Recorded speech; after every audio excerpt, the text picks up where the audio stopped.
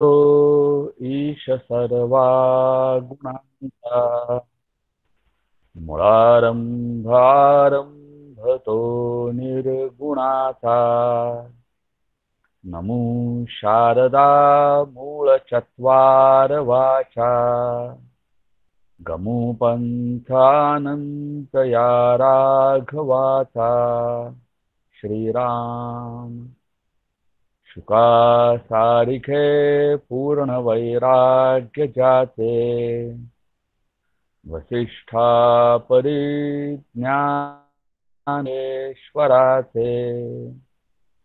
कवी वाल्मिका सारिखा मान्य ऐसा नमस्कार माझा सद्गुरु रामदासा श्रीराम सदा सर्वदा योग तुझा घडावा तुझे कारणी देह माझा पडावा उपेक्षू नको गुणवंता अनंता रघुनायका मागणे हेची आता श्रीराम सद्गुरु श्री समर्थ रामदास स्वामी महाराज की जय महारुद्र हनुमान की जय सब संतन की जय जय जय रघुवीर समर्थ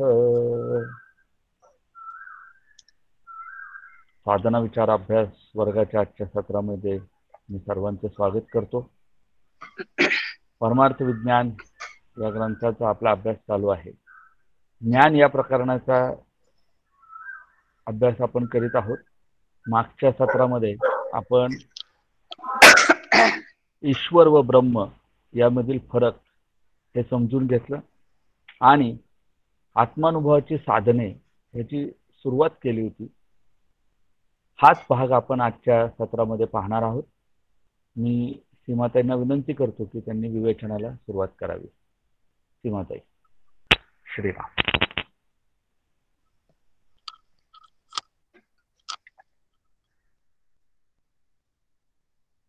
जय जय रघुवीर समर्थ गणेश शारदाश्चैव सद्गुरु सज्जनस्तथा आराध्य दैवतं गुह्यं सर्वमे रघुनंदन कृपा कटाक्षाची किरणे मोह समुद्राचे आटणे घडे जये त्या श्रीकृष्णे वंदू तया ते श्रीराम जयांचे करिता स्मरण होय सकल विद्यांचे अधिकरण ते वंदूया श्री चरण श्री गुरूंचे शुका सारिखे पूर्ण वैराग्य जाचे वसिष्ठा परिज्ञान योगेश्वराचे कवी वाल्मिका सारिखा मान्य ऐसा नमस्कार माझा सद्गुरु रामदासा जय जय रघुवीर समर्थ.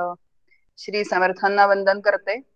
परमपूज्य सद्गुरु डॉक्टर काकांच्या चरणी वंदन करते आणि परमार्थ विज्ञान या ग्रंथाचा अभ्यास करणारे सर्व श्रोत्यांच्या हृदयस्थ भगवंताला वंदन करते आणि आजच्या चिंतन पुष्पाला सुरुवात करते.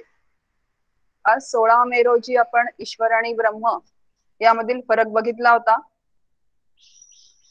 आता जोपर्यंत आपला हा ग्रंथाचा अभ्यास चालणार आहे तोपर्यंत ह्या कन्सेप्ट वारंवार सातत्याने येत राहणार आहेत आणि सातत्याने त्या ऐकून ऐकून आपल्याला अधिकाधिक जास्त समजत राहतील त्या. आता आणि आत्मानुभवाची साधनं याला आपण सुरुवात केली होती. बघा, प्रत्येक जीवाची ओढ जी आहे ती सुखाकडची आहे. प्रत्येकाला सुख हवंय की नाही? कुणाला दुःख हवं आहे? कोणी हात वर करावा की मला दुःख हवंय. असं कोणी सुद्धा म्हणणार नाही की मला दुःख हवं आहे. प्रत्येकाला काय हवं आहे तर सुख हवं आहे आणि सुख हवं आहे म्हणून प्रत्येकाच्या अंतःकरणाची ओढ कुठे आहे तर सुखाकडची आहे. आता सुख हवं आहे पण दुःख मिळतं हा भाग काय तर खूप वेगळा आहे. पण हवं आहे मात्र काय हवंय तर सुख आहे, आणि प्रत्येक जण सुखासाठी धडपड करतो आहे. अगं आपण पैसा मिळवतो तो सुखासाठी. आता पैशातून आपण काय घेतो तर सुखाच्या वस्तू विकत घेतो ज्या आपल्याला लागतात, आणि त्या वस्तूंपासून आपल्याला सुख मिळतं. आता अशा अनेक वस्तू आपण जमा करतो, पण ज्या सुखासाठी घेतल्या होत्या त्याच काय होतात आपल्याला कालांतराने तर त्या दुःखरूप होतात. म्हणजे प्रत्येकाच्या अंतःकरणाची ओढ सुखाकडची असून तो सातत्याने सुखासाठी प्रयत्न करत असून सुद्धा कितीतरी वस्तू जमा करून सुद्धा त्याला त्याच्यातून सुख मिळत नाही. कारण त्याच्यामध्ये सुख देण्याचं काय नाहीये तर सामर्थ्यच नाहीये. कारण हे सुख जे आहे ते आपण कशाच्या सापेक्षतेने शोधतो तर व्यक्ती वस्तू या सापेक्षतेने आपण सातत्याने ते सुख प्रपंचामध्ये शोधत असतो. पण ते सुख आपल्याला कदापिही मिळणं शक्य नाही. आणि ते सुख असं कुठे बाहेर नसून ते तुझ्या आतमध्येच आहे असं आपल्याला संत आणि श्री गुरु सांगतात. नवे नवे तेच काय आहे तर तूच आहेस असं आपल्याला संत आणि श्री गुरु सांगतात. आणि तशी साधना केल्यावर त्यांनी सांगितल्याप्रमाणे एक दिवस आत्मानुभव येऊन जातो, आणि तो आत्मानुभव प्रत्येकाला यावासा वाटतो आहे. आणि म्हणून आपला हा सगळा काय चाललेला आहे तर अभ्यासाचा खटाटोप चाललाय. आता यावासा काय वाटतो, जसं मी आता सांगितलं तसं की प्रत्येकाची ओढ कशी सुखाकडची आहे, आणि ते सुख कसं आहे तर ते सापेक्ष सुख नाही आहे, ते निरपेक्ष सुख आहे. आणि ते निरपेक्ष सुख मिळावं असं प्रत्येकाला वाटतं. आणि म्हणून हे सगळ्या ज्या गोष्टी आहेत बघा, जरी कितीही आपल्याला थोडस असं वाटलं की डोक्यावरून जात आहे, अवघड वाटत आहे, शास्त्राच्या सगळ्या संकल्पना असतात त्या सातत्याने श्रवण करून करून मनन करूनच त्या समजायला लागतात. पण सातत्याने श्रवण मात्र करावं लागतं. आणि अद्वैत चर्चा त्याला असं म्हटलेलं आहे. एक समर्थांचे शिष्य असं समर्थांना म्हणाला की अद्वैत चर्चा कंटाळवाणी, म्हणजे स्वामींना असं म्हणाला की अद्वैत चर्चा फार कंटाळवाणी आहे. होतं की नाही असं? सगुणाची कथा ऐकताना कसं वाटतं, मन रमून जातं आणि कधी 2 तास निघून गेले असं वाटत नाही. आणि इथे असं वाटतं होय काय चाललंय सगळं शास्त्र, याच्यातला फरक त्याच्यातला फरक, आणि मग असं वाटतं की कधी आपला 1.5 तास संपतोय. मग तो स्वामींना असं म्हणतोय की अद्वैत चर्चा कंटाळवाणी, सांडूनी वंदा कोदंड पाणी. ही अद्वैत चर्चा फार कंटाळवाणी आहे, त्यापेक्षा तुम्ही काय करा तर कोदंडधारी राम आम्हाला सांगा. पुढे त्याला उत्तर असं दिलेलं आहे की अद्वैत चर्चा जव हे कळेना तव राम नामी मन हे वळेना. जोपर्यंत अद्वैत चर्चा कळत नाही, ती आपण समजून घेत नाही, तोपर्यंत रामनामावर दृढ श्रद्धा बसत नाही. म्हणजे ज्या रामाचं मी नाम घेते त्या रामाचं स्वरूप काय आहे, बरं ते स्वरूप कुठे बाहेर नसून ते माझंच आहे. या सगळ्या ज्या गोष्टी समजावून घ्यायच्या आहेत त्या आपल्याला वेदांत शास्त्राच्या चिंतनाच्या द्वारे समजावून घ्यायच्या आहेत. आणि म्हणून ह्या सगळ्या शास्त्रीय संकल्पना आहेत त्या सगळ्या एकदा व्यवस्थित समजावून घ्यायच्या, सातत्याने वारंवार परत त्याचा अभ्यास करत राहायचं. आणि असं करत करत हळूहळू काय होतं तर त्या आपल्याला सवयीच्या होऊन जातात. कारण ह्या सगळ्या ज्या कन्सेप्टची जी परिभाषा आहे या शास्त्राची किंवा ग्रंथांची, ती आपल्याला एवढी परिचित नसते आणि हे सगळे शब्द नवीन असतात. पण एकदा दोनदा तीनदा ऐकले की मात्र अवघड वाटायचं काही कारण नाही, आणि ते अवघड वाटतच नाही. हा माझा स्वतःचा स्वानुभव आहे. बघा, आत्मानुभवासाठी कोणती साधनं सांगितलेली आहेत थोडा विचार करू आपण आणि पुढे आपण जाऊयात. दोन साधन आपण बघितली होती, एक बहिरंग साधन आणि अंतरंग साधन. आता बहिरंग साधनं जी आहेत ती आपण सगळेजण करत असतो, कर्म आणि उपासना. आता उपासना आपण जेव्हा आपण करतो तेव्हा व्रतवैकल्य, तीर्थयात्रा, उपास तापास, दैनंदिन देवाची आपली पूजा असेल, श्रावण महिन्यातली व्रतवैकल्य असतील, तीर्थयात्रा असतील. आता ह्या सगळी कशी आता ही बहिरंग साधनं आहेत. आता बहिरंग साधनं करायला लागतात का नाही? ते तर करावीच लागतात. आता आपण पहिल्यापासून आपल्या घरामध्ये पण कुळधर्म, कुळाचार हे जे सगळं चाललेलं असतं, याला ही बहिरंग साधनं, ही शमदमांचा अभ्यास, म्हणजे तुमच्या देहाला वळण लागण्यासाठी, मनाला वळण लागण्यासाठी, परंपरेप्रमाणे जे चालू आलेलं असतं ते टिकवण्यासाठी, ते पुढच्या पिढीपर्यंत देण्यासाठी ही सगळी बहिरंग साधनं जी आहेत ती असावीच लागतात. पण आता ही बहिरंग साधनं सुद्धा जेव्हा निष्काम होतात, बघा, निष्काम म्हणजे कुठल्याही अपेक्षेपोटी नाही, कर्म पण निष्काम व्हावं लागतं आणि उपासना सुद्धा निष्काम व्हावी लागते. आणि असं चित्त काय होतं, निष्काम कर्माने शुद्ध होतं आणि निष्काम उपासनेने चित्ताची शांती होते आणि शुद्धाची ओढ लागते, म्हणजे शुद्ध चित्ताला त्या शुद्ध तत्वाची ओढ लागते. आणि कसं आहे ना, फार काही वेगळं करावं लागत नाही जेव्हा तुम्ही असं सातत्याने. आता आपल्याला कर्म आणि उपासना आपण बघितलंय की कर्म हे मला जन्मापासूनच घातलेलं आहे, म्हणजे दिलेलं आहे. मग ते कर्म कसं करावं हेही शास्त्राने सांगितलेलं आहे आणि उपासना कशी करावी हेही शास्त्राने सांगितलेलं आहे की ते निष्काम करा. आणि असं जेव्हा सातत्याने निष्काम कर्म आणि निष्काम उपासना होत राहते, म्हणजे चित्ताची शुद्धी आणि चित्ताची शांती होत राहते, तेव्हा हळूच त्या साधकाचा अंतरंग साधनामध्ये प्रवेश होऊन जातो. हा आता आपल्याला सुद्धा कळत नाही की असा अंतरंग साधनामध्ये कसा प्रवेश होतो. का बरं माझ्या चित्ताला अशी अद्वैत तत्वज्ञानाची ओढ लागलेली आहे, हे का मला ऐकावं असं वाटतं? कारण तिथे तुमच्या चित्ताची शुद्धी आणि चित्ताची शांती झालेली आहे. आणि हीच अंतरंग साधनं म्हणजे आत्मानुभवाची साधनं आपल्या समोर या परमार्थ विज्ञानमध्ये सांगितलेली आहेत. आपण थोडा त्याचा विचार केला होता, पण थोडासा त्याचा गोषवारा घेऊ आणि आपण पुढे जाऊ. श्रवण, मनन, निधिध्यासन आणि तत्वम पदार्थ संशोधन ही आपल्या समोर 4 आत्मानुभवाची साधनं सांगितलेली आहेत. पहिली जी आहेत ती, आता पहिलं अंतरंग साधन जे आहे ते श्रवण आहे. जसं मी आता म्हटलं की आम्ही सगळेजण श्रवण करत असतो, भगवत चर्चा, भगवत चिंतन. पण भगवत स्वरूप होणं म्हणजे काय, माझं स्वरूप म्हणजे काय, मी मूळची कोण आहे, हे जे सगळं आहे हे जाणून घेणं, ह्याला श्रवण असं म्हणतात. श्रवणाची शास्त्रशुद्ध व्याख्या आपल्या समोर मांडलेली आहे. वेदांत शास्त्राच्या तात्पर्याच्या निश्चयाला श्रवण असं म्हणतात. आता वेदांत शास्त्राचं तात्पर्य काय आहे, आता आपण हा सगळा वेदांत शास्त्राचा काय करतो आहोत तर अभ्यास करतो आहोत. मग हा एवढा अभ्यास कशासाठी आपला चाललेला आहे, तर याच्यातलं तात्पर्य काय आहे, म्हणजे शास्त्र वेद तात्पर्य काय सांगतायत, तर ब्रह्मसत्य जगन मिथ्या जीव ब्रह्मैव नापरहा, वेद आपल्या समोर तात्पर्य मांडतय.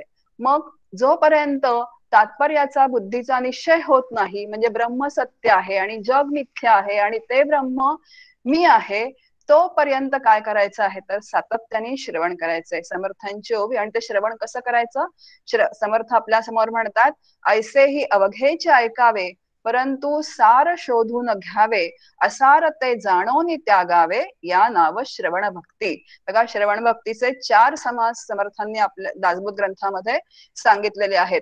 आता ऐसे हे अवघेचे ऐकावे, सगळं ऐका, ऐकायला काही बंदी नाही, सगळीकडे कथा चालू असतात, प्रवचन चालू असतात, पण त्याच्यातनं सार काय घ्यायचंय, म्हणजे वर्म काय आहे, ही जर माझ्या बुद्धीला सवय लागली तर आपण किती वक्त्यांचं जरी ऐकलं, किती प्रवचन कीर्तन जरी ऐकली, त्याच्यातलं वर्म काय आहे ते जर आपल्याला घेता आलं, म्हणून सार शोधून घ्यावे, सार काय त्यातलं ते शोधून घ्यायचंय आणि असाराचं काय करायचंय, असार ते जाणून त्यागावे असं समर्थ म्हणतात. साधकाने काय करायचं, जाणीवपूर्वक त्याचा त्याग करायचा आहे आणि सार जे आहे, जे वर्म आहे ते घ्यायचं आहे. आणि असं जेव्हा सातत्याने साधक श्रवण करत राहतो, तेव्हा काय त्याच्या बुद्धीचा दृढ निश्चय होत राहतो. बघा, श्रवण ही जी पायरी आहे त्याचाच अधिकार आपला वाढता राहतो. आता आपण सगळे श्रवण करतो, आधीपासून श्रवण करतो आहोत, पण आता आपल्याला का असं ऐकायची आवड निर्माण झाली चित्तामध्ये, तर आपला अधिकार वाढता राहिलेला आहे. त्या भगवंतानीच आपल्याला इकडे वेदांत चिंतनाकडे पाठवलेलं आहे. आणि मग आता वेदांत चिंतन तू कर अशी कोणाची आज्ञा आहे तर भगवंताची, म्हणजे संतांची, भगवंताची ती आज्ञाच आहे. आणि म्हणून असं श्रवण करायचं की जोपर्यंत बुद्धीचा दृढ निश्चय होत नाही तोपर्यंत सातत्याने श्रवण करायचं. आणि वेदांत शास्त्र खरं श्रवण कशाला म्हणतात, तर जेव्हा ब्रह्मसत्य आणि जीवन मिथ्या जीव ब्रह्मैव नापरा हा जेव्हा बुद्धीचा दृढ निश्चय होऊन जाईल, तेव्हा श्रवण पूर्ण झालेलं असेल. दुसरं अंतरंग साधन आहे ते मनन आहे. बघा, श्रवण झाल्यानंतर मनन पण व्हावं लागतं. आता श्रवण सगळं खूप श्रवण होतं, पण ते विचार अंतःकरणामध्ये स्थिर राहत नाहीत. का बरं राहत नाहीत, तर त्या झालेल्या श्रवणाचं मनन होत नाही, म्हणजे विचार ते मनात घोळवले पाहिजे. आता हे संतांच्या ओव्या आहेत, संतांचे विचार आहेत, जे जे आपण श्रवण करतो आहोत, प्रवचन आहेत, तर त्याच्यामध्ये काय सांगितलेलं आहे, आता याचं मनन झालं पाहिजे. आणि समर्थ आपल्या समोर मांडणी करतायत की मननशील अंतःकरणापाशी भगवंत राहे अहर्निशी. जो मननशील असतो त्याच्याजवळ सातत्याने भगवंत असतो. कारण तो सातत्याने काय करत असतो तर साधक बाधक विचार करत असतो. आता मननाची अगदी शास्त्रशुद्ध व्याख्या अशी आहे की साधक बाधक विचार करणं याला मनन असं म्हणतात. म्हणजे साधक विचार म्हणजे माझ्या साधनेला जे अनुकूल विचार आहेत ते पुढे नेत राहणं, आणि बाधक विचार म्हणजे साधनेला जे प्रतिबंध करतायत विचार ते काय करत राहणं तर ते बाजूला काढणं. आता ह्याची उदाहरणं खूप देता येतील, पण आता आपण तशी तशी ती उदाहरणं येणार आहेत पुढे पुढे अभ्यासामध्ये, पण एक उदाहरण देऊयात. आता साधक बाधक विचार, आता माझ्या साधनेला अनुकूल काय आहे? उपद्व्याप करणे साधनेला अनुकूल आहे का? नाहीये. मग तो प्रयत्नपूर्वक काय करायचा आहे तर टाळायचं आहे. माझं मन मला जर अनुकूल व्हायचं असेल तर दैनंदिन जीवनामध्ये सुद्धा जे साधनेला अनुकूल विचार आहेत तेच प्रयत्नपूर्वक साधकांनी सांभाळून ठेवायचे आहेत, आणि जे बाधक विचार आहेत ते मात्र सातत्याने काय करायचे आहेत तर, आता कसं आहे बाधक विचार येतच राहणार आहेत पण त्याच्याकडे अजिबात लक्ष द्यायचं नाही आणि साधनेला जे अनुकूल विचार आहेत तेवढेच करायचे आहेत. आता अजून एक विचार आहे. आता सातत्याने मला असं वाटतं की मी देह आहे, मी देह आहे, पण शास्त्र सांगते की तू आत्मा आहेस. मग जेव्हा मी देह आहे असा माझा विचार मनात येईल तेव्हा सातत्याने म्हणा सुरुवातीला वाणीने की मी आत्मा आहे, मी आत्मा आहे. काय बिघडलं? शास्त्र आणि संत श्रीगुरु तेच सांगतायत की तू कोण आहेस तर तू आत्मा आहेस. मग जेव्हा मी देह आहे, देहबुद्धीवर मी येऊन जाईन. आता देहबुद्धीवर येऊन जाईन ह्याचा अर्थ खूप मोठा व्यापक आहे. जेव्हा देहबुद्धीवर मी येते तेव्हा मग काम, क्रोध, लोभ हे सगळे विचार त्या देहबुद्धीमध्ये आहेत. सगळे विचार जेव्हा येतात देहबुद्धीला धरून तेव्हा लगेच विचार तिथे आणायचा की मी कोण आहे तर मी आत्मा आहे, आणि मन शांत ठेवायचं. याला म्हणायचं साधक बाधक विचार. म्हणजे जेव्हा बाधक विचार येईल तेव्हा साधक विचारांनी त्याला काय करायचं तर छेद देत राहणं, याला मनन असं म्हटलेलं आहे. म्हणून सातत्याने साधकाची साधना ही आपण सातत्याने विचार करतोय की 24 तास चालणारी काय आहे तर प्रोसेस आहे. म्हणून आपण बघितलं की संतांचे संगती मनोमार्गे गती आकळावा श्रीपती येणे पंथे. म्हणजे संतांच्या उपदेशाच्या मार्गावर सातत्याने जर वाटचाल करत गेलं तर आपल्याला खूप लवकर साधक विचार काय आणि बाधक विचार काय हे लक्षात येऊन जातात. आता श्रवण, मनन आणि निदिध्यासन तिसरा प्रकार जो आहे, मागच्या सत्रामध्ये आपण हे 3 बघितले होते, पण ही चार मधलं आपलं एक अंतरंग साधन राहिलं होतं, आणि म्हणून या 3 बरोबरच त्या चौथ्याचा आपण नंतर विचार करणार आहोत. याचा आपण थोडक्यात विचार करतो आहोत. आता तिसरं जे अंतरंग साधन सांगितलं होतं आपण ते निदिध्यासन. आता निदिध्यासन म्हणजे काय आहे? हो, जर चित्त ज्या गोष्टीचा ध्यास घेतं त्याच्यासारखंच ते होऊन जातं. बघा, म्हणजे चित्त कशाचा ध्यास घेतला? प्रपंचाचा ध्यास घेतला तर प्रपंचासारखं होतं. रामाचा ध्यास घेतला तर रामासारखं होतं. आत्म्याचा ध्यास घेतला तर आत्माकार होता. तर राम आणि आत्मा याच्यामध्ये काही फरक नाही आहे. म्हणजे चैतन्य जे आहे, आत्मा, चैतन्य, ब्रह्म, राम, विठ्ठल हे कसे सगळे एकच आहेत. जर मी आता म्हटलं सगुणाची कथा आहे तर निर्गुणाचं काय आहे तर तत्वज्ञान आहे. मग जर आत्म्याचा ध्यास घेतला तर ते आत्माकार होतं, म्हणजे चैतन्याकार होतं. तुकाराम महाराज बरोबर हे सांगतात आपल्याला विठ्ठलाला की माझी वृत्ती अखंड तुझ्या काय राहू देत तर चरणी राहू देत. म्हणजे वृत्ती अखंड विठ्ठलाकार ठेवणं याला काय म्हटलेलं आहे तर निदिध्यासन असं म्हणतात. मग जसं मी आता म्हटलं तसं आता आपल्या वृत्ती कुठे राहतात? उपवर मुलगी असेल, उपवर मुलगा असेल तर रात्रंदिन काय असतं तर तेच डोक्यामध्ये असतं की आदिपत्रिका बघणं, जाऊन सगळीकडे शोधाशोध करणं, लग्न जमेपर्यंत त्याचा ध्यास असतो. लग्न जमल्यानंतर वधूवरांच्या डोक्यावर अक्षता पेटल्यानंतर नंतर सुद्धा 4 महिने काय असतो तर त्याचाच ध्यास असतो. नंतर कसा असतो? आल्या गेल्याला अल्बम दाखवणं, हा काय असतो तर ध्यासच येतो. म्हणजे किती काळ त्याचा ध्यास आपण ठेवलेला असतो. म्हणजे आपल्याला अंतःकरण वृत्ती जोडून ठेवता येत नाही असं नाही, पण आपल्या अंतःकरण वृत्तीला जी सवय लागलेली आहे की जी प्रपंचाला जोडून ठेवलेली आपण सातत्याने, ती अंतःकरण वृत्ती तिथली काढून, आता प्रपंच तर चालणारच आहे, प्रपंचामध्ये आपल्याला सगळी कामं कर्तव्य जी आहेत ती पार पाडावीच लागतात, पण ती वृत्ती तिथली बरोबर जर मी विठ्ठलाकार ठेवली तर आपोआप ती त्या विठ्ठलाच्या आकाराची होत राहते. बरं, प्रपंचातली कामं तर होतच राहतात, पण जर अनुसंधान जे आहे, म्हणजे आता विठ्ठलाकार होण्यासाठी प्रथम त्या वृत्तीला काय लागला पाहिजे तर भगवंताचा ध्यास लागला पाहिजे. आणि असा ध्यास जर चित्ताला लागला असेल तर सर्व प्रकारच्या ह्या ज्या प्रक्रिया त्या अवगत करायची कला आपण शिकून घेऊ. नाम कसं माझं झालं पाहिजे, मला शास्त्र कसं समजलं पाहिजे, त्या शास्त्राचा उपयोग मला दैनंदिन जीवनामध्ये कसा झाला पाहिजे, व एक तर नामाच्या साह्याने असेल, ध्यानाच्या साह्याने असेल, ग्रंथ वाचनाच्या साह्याने असेल, ये न के न प्रकारे चित्ताला जर भगवंताचा वेध लागला असेल तर निदिध्यासन होतं. त्याला अनुसंधान असं म्हणतात. सगुणाचं अनुसंधान आहे आणि निर्गुणाचं काय आहे तर ध्यान आहे. आणि म्हणून आपल्या समोर संतांचे पण अभंग असे आहेत. घेई घेई माझे वाचे गोड नाम विठोबाचे, अहो तुम्ही ऐका कान विठोबाचे गुण गाणं, अहो तुम्ही पहा डोळे काय विठ्ठलाचं रूप.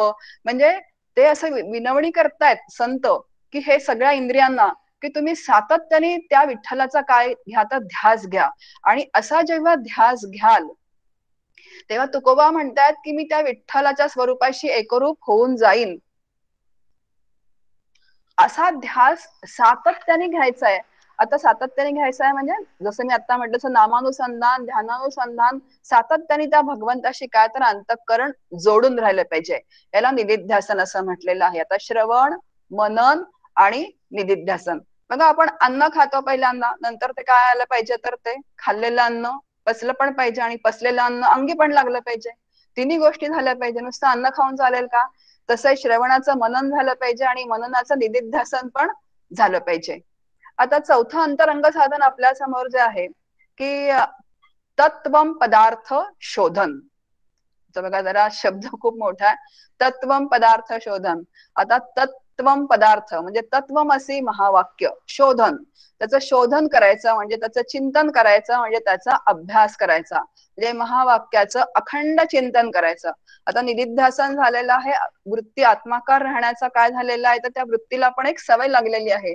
मग आता श्री गुरूंच्या मुखातून जे तत्वमसी महावाक्य येतं त्याचं काय करायचंय तर अखंड चिंतन करायचंय. शास्त्राभ्यासामध्ये गुरुवाक्यामध्ये माझी अंतःकरण वृत्ती अखंड रंगलेली आणि रमलेली ठेवायची आहे मला प्रयत्नपूर्वक.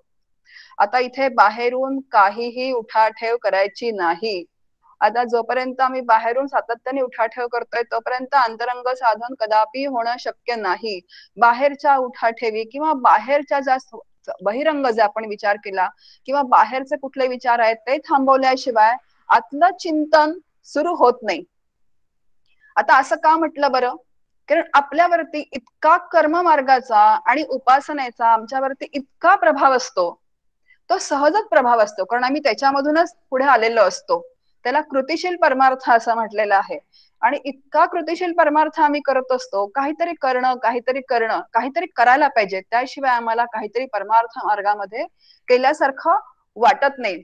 बघा काहीतरी नक्की तर करायचंच आहे कारण ते केल्याचा परिणाम म्हणूनच आपली चित्तशुद्धी आणि चित्त शांती झालेली आहे. पण त्याच्यामध्ये एक लक्षात ठेवायचं आहे की चित्तशुद्धी आणि चित्त शांती पलीकडे मला हे साधन काहीही देऊ शकत नाही. म्हणून ब्रह्मरूप व्हायचं असेल तर चिंतनशीलताच लागते. म्हणून कृतिशीलता कमी व्हावी लागते. म्हणजे कृतिशीलतेकडनं चिंतनशीलतेकडे जाणं. कृतिशीलतेकडून चिंतनशीलतेकडे जो जातो त्याला काय म्हणतात तर साधक असं म्हणतात. आणि त्याला अंतरंग साधन. आणि म्हणून समर्थांची पण ओवी आपल्या समोर समर्थ म्हणतात ना, विचाराची साधके केला पाहिजे. संसार त्याग न करता, प्रपंच उपाधी न सांडता, जनामध्ये सार्थकता विचारेची होय.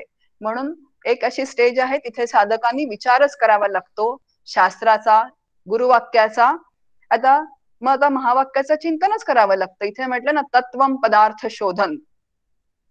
आता किती महावाक्य आहेत? 4 महावाक्य आहेत 4 उपनिषदांमध्ये, 4 वेदांची. पण आता हा जो विषय आहे थोडा स्पष्ट, तो आपला पुढे जो आहे की प्रकरण 9 मध्ये 4 महावाक्य जे येणार आहेत त्याच्यामध्ये हा खूप जास्त विचार येऊन जाणार आहे. आता आपण फक्त याच्यापुरताच विचार करणार आहोत. आता त्यातलं तत्वमसी जे महावाक्य आहे ते उपदेश महावाक्य आहे आणि श्रुतीमध्ये म्हणजे छांदोग्य उपनिषदामध्ये हे महावाक्य सांगितलेलं आहे. आता हे जे महावाक्य आहे हे तत्वमसी जे उपदेश महावाक्य आहे, तत्वम असी अशी 3 पद त्या तत्वमसी मध्ये आहेत. बघा आता हे जे उपदेश महावाक्य आहे ते गुरुमुखातूनच यावं लागतं, म्हणजे श्री गुरूंच्या मुखातूनच यावं लागतं. आणि तशी साधना केल्याशिवाय, आता कशी जशी गुरूंनी सांगितलेली आहे ते काय सांगतायत मला की ते ब्रह्म तू आहेस. आणि मग मी काय साधना करायची आहे तर 6 अहम, ते ब्रह्म मी आहे.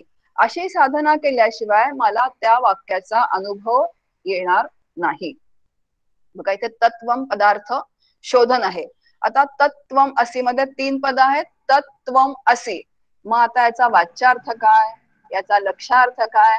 आता ह्या सगळ्या कशा गोष्टी आहेत तर पण अगदी समजून घेतल्यानंतर अतिशय सोप्या गोष्टी आहेत.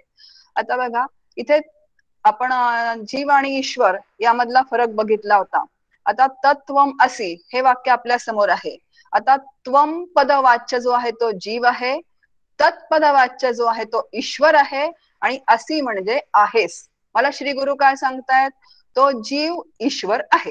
बघा त्वम पदवाच्य ईश्वर आहे, त्वम पदवाच्य जीव आहे, तत्पदवाच्य ईश्वर आहे, आणि असी म्हणजे आहेस. आता जीव ईश्वर आहे असं मला श्री गुरु सांगतायत, पण आपण मागच्या वेळेस बघितला होता की आणि जीवामध्ये आणि ईश्वरामध्ये किती फरक आहे. जीव अल्पशक्ती आहे, ईश्वर सर्वशक्तिमान आहे. जीव कर्माच्या अधीन आहे, ईश्वर स्वतंत्र आहे. नंतर जीव काय आहे तर तो नियम्य आहे, ईश्वर नियामक आहे. आता एवढा जीवात आणि ईश्वरामध्ये फरक असताना मला श्री गुरु असं कसं काय सांगतात की जीव ईश्वर आहे म्हणजे तूच ईश्वर आहेस. आता हा झाला तत्वमसीचा वाच्यार्थ. मग त्याचं लक्षार्थाने चिंतन करावं लागतं. बघा वाच्य आणि लक्ष 2 शब्द आपल्या समोर आहेत, हे आधी आपण स्पष्ट करूया आणि मग पुढे जाऊया. आम्ही राहतो चिंचवडला, पुण्यात आम्हाला लग्नाला जायचं असतं. आता लग्न असतं 11 वाजताचं. आता 10 वाजता निघालो की आपण बरोबर पोहोचू असा एक अंदाज असतो की 11चा मुहूर्त आपण बरोबर गाठू, असं म्हणून आम्ही 10 वाजता घरातून निघतो. आणि घरातून निघाल्यानंतर आपल्याला माहिती सध्या ट्रॅफिकचे, आता ट्रॅफिक नाहीये कोविडमुळे, पण ट्रॅफिकचा जो युनिव्हर्सिटीच्या विद्यापीठाच्या इथे जो प्रॉब्लेम येतो तो 15-15 मिनिटं गाड्या पुढे हलत नाहीत. आणि आम्ही घरातून निघालो आणि 15 ते 20 मिनिटं आम्ही ट्रॅफिक मध्ये अडकलो. तिथून पुढे गेल्यानंतर हॉलमध्ये पोहोचेपर्यंत आम्हाला किती वाजले, जवळजवळ 11 सव्वा 11 वाजले. आता 11:15 वाजल्यामुळे 11चा मुहूर्त होता, हॉल गच्च भरलेला होता. आता हॉलच्या बाहेरच आम्ही उभं राहिलो. अक्षदा वाटणारा मुलगा बाहेरच उभा होता, त्यांनी आमच्या हातावरती अक्षदा ठेवल्या. आता शुभमंगला म्हटल्यानंतर आम्ही अक्षदा ज्या टाकल्या त्या कुणाच्या डोक्यावर पडल्या, जे अलीकडे उभे होते त्यांच्या डोक्यावर पडल्या. आता वाच्यार्थाने जरी अलीकडच्यांच्या डोक्यावर त्या अक्षदा पडलेल्या असल्या तरी लक्षार्थ कोण आहे, वधूवर आहेत. आता आलं लक्षात वाच्यार्थ आणि लक्षार्थ. आता वाच्यार्थाने जरी तो जीव आहे बघा, तरी तो लक्षार्थाने कोण आहे, कूटस्थ आहे. आणि वाच्यार्थाने जरी तो ईश्वर आहे तरी लक्षार्थाने कोण आहे, तो परब्रह्म आहे. आता आपण जो बघत होतो की जीव आणि ईश्वर यांच्यामध्ये हा एवढा मला भेद दिसतो आहे, पण आता एक त्याच्यामध्ये आहे की उपाधी आहे. जीवाची उपाधी जी अविद्या आहे आणि ईश्वराची उपाधी जी माया आहे.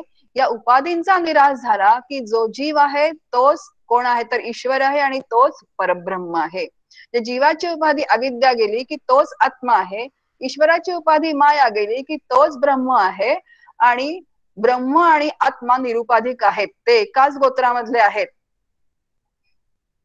आता असं अखंड जीवानी काय करायचं आहे तर चिंतन करायचं आहे आणि आपल्या अविद्या उपाधीचा निराश करण्याचा सातत्याने प्रयत्न करायचा आहे. बघा परत परत मी तेच सांगते, कारण अविद्या म्हटलं की आपल्या डोळ्यासमोर लगेच आलं पाहिजे की मी देह आहे, मी कर्ता आहे, मी भोगता आहे, जग सत्य आहे. हे सगळं अविद्येचं काय आहे तर स्वरूप आहे. म्हणजे जीवाची जेव्हा अविद्या उपाधीचा निराश होईल तेव्हा तो स्वतः कोण आहे तर आत्मा आहे. आणि ईश्वराच्या मायेच्या उपाधीचा निराश झाला की तोच ईश्वर काय आहे तर ब्रह्म आहे लक्षार्थाने. आणि आत्मा आणि ब्रह्म एकच आहेत, आणि तो जीव आहे तोच तू ब्रह्म आहे. म्हणून श्री गुरु मला सांगतात जेव्हा तत्वमसी महावाक्याचा उपदेश करतात तेव्हा की वाच्यार्थाने तू जीव आहेस, पण तूच कोण आहेस लक्षार्थाने तर आत्मा आहेस. आणि असं अखंड काय करायचं, त्याला वैचारिक काय म्हणतात तर खटाटोप ही सगळा करावा लागतो, हे सगळं समजून घ्यायचं असेल तर. आणि मग जे माझं मूळचं स्वरूप आहे ते मला, मग ह्या चिंतनामध्ये सुद्धा असं वृक्षतेने रमायचं नाही, अत्यंत हे सगळ्या गोष्टी समजावून अगदी स्वतःला त्या चिंतनामध्ये आवडीने ठेवणं आणि त्याच्यामध्ये रमणं, याला तत्वम पदार्थ संशोधन असं म्हणतात. त्याचा सारखा काय घ्यावा लागतो तर विचार करावा लागतो, शोध घ्यावा लागतो. आणि असं सातत्याने केल्याशिवाय हरवलेली वस्तू आपल्याला ती सापडू शकत नाही. बघा जसं हरवलेल्या वस्तूचा शोध घ्यावा लागतो त्याप्रमाणे स्वस्वरूपाची तुमची आमची जणू काय जणू काही हा शब्द खूप महत्वाचा आहे. खरं तर तेच माझं स्वरूप आहे, पण जणू काही आज ते मला हरवल्यामुळे, जणू काही ते हरवल्यासारखं झालेलं असल्यामुळे ज्याची फारकत झालेली आहे, म्हणजे ते हरवल्यासारखं आपल्याला वाटतं आणि त्याचा सुद्धा शोध घ्यावा लागतो. आणि ते शोधण्यासाठी जे काही करावं लागतं त्याला तत्वम पदार्थ संशोधन असं म्हणतात. आणि हे संतांच्या संगतीमध्ये, श्रीगुरूंच्या संगतीमध्ये सातत्याने न कंटाळता करावे लागतं. नाही तर मगाशी मी तसं म्हटलं तसं की शास्त्र खूप अवघड आहे, डोक्यावरून जातो, आमची आपली काय बरी भक्ती बरी, असं पटकन एखादी व्यक्ती म्हणून जाते किंवा आपण म्हणून जातो. पण भक्ती तरी सोपी आहे का? बघा, नारद महर्षींनी 84 भक्ती सूत्र सांगितलेली आहेत. सूत्र म्हणजे आपल्याला माहिती, गणिताचं सूत्र जसं असतं, ते सूत्र सोडवलं की केवढं मोठं ते समीकरण सुटतं. तशी 84 भक्ती सूत्र सांगितलेली आहेत. ती जर सूत्र आपण वाचली तर आपल्या लक्षात येईल की भक्ती सुद्धा काय नाही आहे तर सोपी नाहीये. ती सुद्धा करायला तेवढी शरणागती लागते. मग भक्ती सुद्धा सोपी नाहीये आणि शास्त्र समजावून घेणं आपल्याला, शास्त्र पण सोपं नाही आपल्याला असंही वाटतं, पण म्हटलं तर दोन्हीही सोपं आहे. त्याचे जे नियम सांगितलेले आहेत त्या नियमांमध्ये जर आपण या सगळ्या गोष्टी केल्या तर सगळ्या गोष्टी काय तर अत्यंत सोप्या आहे. शास्त्र समजावून घ्यायला पण काय लागतं तर चिकाटी लागते, श्रद्धा लागते, निष्ठा लागते. आता या अविद्येचं आवरण दूर करण्यासाठी ब्रह्मविद्या शिकावीच लागते, म्हणजे हे शास्त्र सगळं समजावूनच घ्यावे लागतं. आता ही ब्रह्मविद्या जी आहे ती श्रीगुरूंच्या आश्रयाने राहते आणि म्हणून मग श्रीगुरु करावे लागतात. मग ब्रह्मविद्येचे धडे घेण्यासाठी श्रीगुरूंचे चरण घट्ट पकडून ठेवावे लागतात. आता श्रीगुरूंचे चरण म्हणजे प्रत्यक्ष त्यांचे चरण धरायचे आहेत का? ते तर आहेत, सेवा करायला मिळाली तर आपलं अवभाग्य आहे, पण त्यांनी सांगितलेले जे विचार आहेत ते सातत्याने मनात घोळवणं हे पण काय आहे तर त्यांच्या चरणांचं स्वरूप आहे. म्हणून या विचारांनी या अविद्येचं आवरण दूर झालं की असलेल्या वस्तूची भेट होऊन जाईल. बघा, हरवलेली वस्तू जी आहे ती कुठे सुद्धा बाहेर हरवलेली नसून ती आतमध्येच आहे, पण ती हरवलेली आहे असं आपल्याला काय झालेलं आहे तर भ्रम झालेला आहे. हे स्पष्ट करताना एक खूप छानसं उदाहरण आपल्या समोर आहे. बघा, पूर्वीच्या काळी सुतार, आता आपण आताच सुतार बघतो, पण आता सुतार पेन्सिल वापरतात की नाही मला माहिती नाही, पण आमच्या घरी जेव्हा काम झालं होतं पहिल्यांदा तेव्हा ते सुतार आहेत ते मार्किंग करण्यासाठी एक पेन्सिल जे आहे ते आपल्या कानामागे, कानावर अडकून ठेवायचे. असाच एक सुतार, त्याला असा भ्रम झाला की आपली पेन्सिल हरवलेली आहे. आता त्याने खूप पेन्सिल शोधली, ते प्लायवूड उचलले, सगळीकडे शोधली, तो भुसा उचलला, कारण ती पेन्सिल इतकी महत्वाची असते की ते मार्किंग केल्याशिवाय त्याचं कामच होत नाही. त्यांनी सगळीकडे ते पेन्सिल शोधून शोधून बिचारा तो बसला. मी म्हटलं त्यांना बसून एके ठिकाणी तो बसून गेला. आता त्यांनी शेवटी काय केलं की कपाळावर हात मारून त्यांनी डोक्यावरून हात फिरवला आणि त्याच्या हाताजवळ म्हणजे कानाजवळ त्याला ती पेन्सिल लागली आणि तो एकदम खुश झाला. आता वास्तविक पाहता ती पेन्सिल कुठे हरवली होती का तर ती हरवली नव्हती, पण काही काळापुरती ती हरवली होती असा त्या सुताराला भ्रम मात्र नक्कीच झाला होता. आणि ज्या वेळेला त्यांनी शोध घ्यायचा प्रयत्न केला तेव्हा ती बाहेर कुठे नसून ती आपल्या जवळच आहे असा त्याला शोधही लागला. आता अगदी त्याचप्रमाणे आत्मा नावाच्या तत्वाचा शोध घेताना तो आत्मा बाहेर कुठे नसून तो आतमध्येच आहे. वास्तविक माझं ते नित्य प्राप्त काय आहे तर स्वरूपच आहे, पण सद्यस्थितीत मात्र मला ते जणू काही हरवलेलं आहे असा भ्रम झालेला आहे.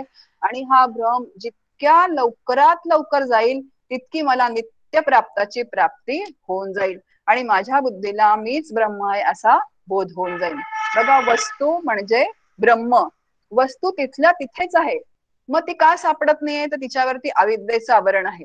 मग अविद्येचं आवरण कशाने दूर करायचं, त्याला एकच उपाय आहे, ब्रह्मविद्येच्या अभ्यासाने दूर करायचं. जसं आता सांगितलं मी, ब्रह्मविद्या सगळ्या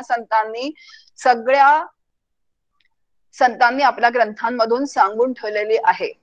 भक्ती बरोबर शास्त्राची मांडणी सगळ्या ग्रंथांमध्ये आहे. तुकोबांचे अभंग भक्तीपर असले तरी ज्ञानपर अभंग त्याच्यामध्ये आहेत. समर्थांचे माया ब्रह्माचे समास आहेत. ज्ञानेश्वरीमध्ये सुद्धा शास्त्र मौलींनी सांगितलेलं आहे. मग वस्तू तिथल्या तिथेच आहे. मग अविद्येचं आवरण ब्रह्मविद्येच्या अभ्यासाने दूर केलं की ती वस्तू तिथल्या तिथेच आहे आणि मी ब्रह्म आहे असा संतांच्या, श्रीगुरूंच्या मार्गदर्शनाने, त्यांच्या कृपेने अनुभव घेणं याला ज्ञान असं म्हणतात. बघा, आत्मतत्वाचा शोध घेताना सगळ्यात मोठे अडथळे आपण जो म्हणतो प्रतिबंध, आता ते माझं नित्य प्राप्त स्वरूप आहे, पण तरी सुद्धा मला अनुभवाला येत नाही. का बरं अनुभवाला येत नाही?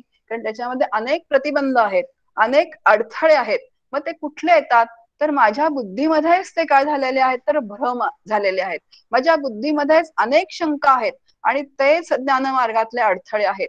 आणि ते ज्ञानमार्गातले अडथळे काढून टाकल्याशिवाय आमच्या चित्ताने जी विपरीत भावना गैरसमज जे करवून घेतलेले आहेत ते दूर केल्याशिवाय स्वरूपाची प्राप्ती होणे नाही.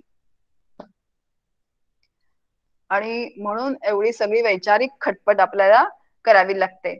बघा इथं 3 भावना आपल्या समोर सांगितल्यात ग्रंथामध्ये. प्रमाणा संभावना म्हणजे प्रमाण असंभावना, प्रमेया संभावना म्हणजे प्रमेय असंभावना, आणि विपरीत भावना. आता असंभावना हा शब्द आपल्या सगळ्यांचा परिचित आहे.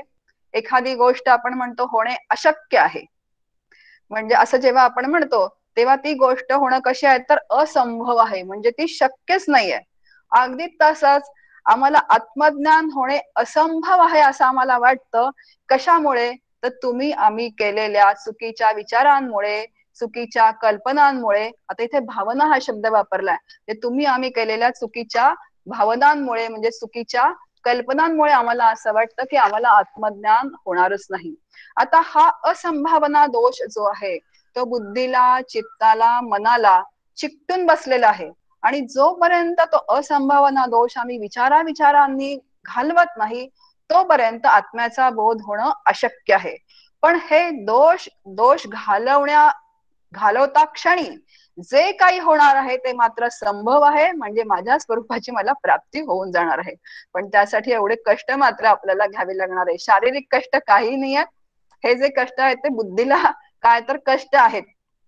तर काय विचार करूयात आता. पहिला जो आहे प्रमाणा संभावना असा ग्रंथामध्ये आहे, प्रमाण असंभावना असं आहे. आता बघा विचार करूयात, 3 शब्द आपल्या समोर आहेत, प्रमाता, प्रमाण, प्रमेय. अगदी सोपे, काही अवघड नाहीये समजून घेतल्यानंतर.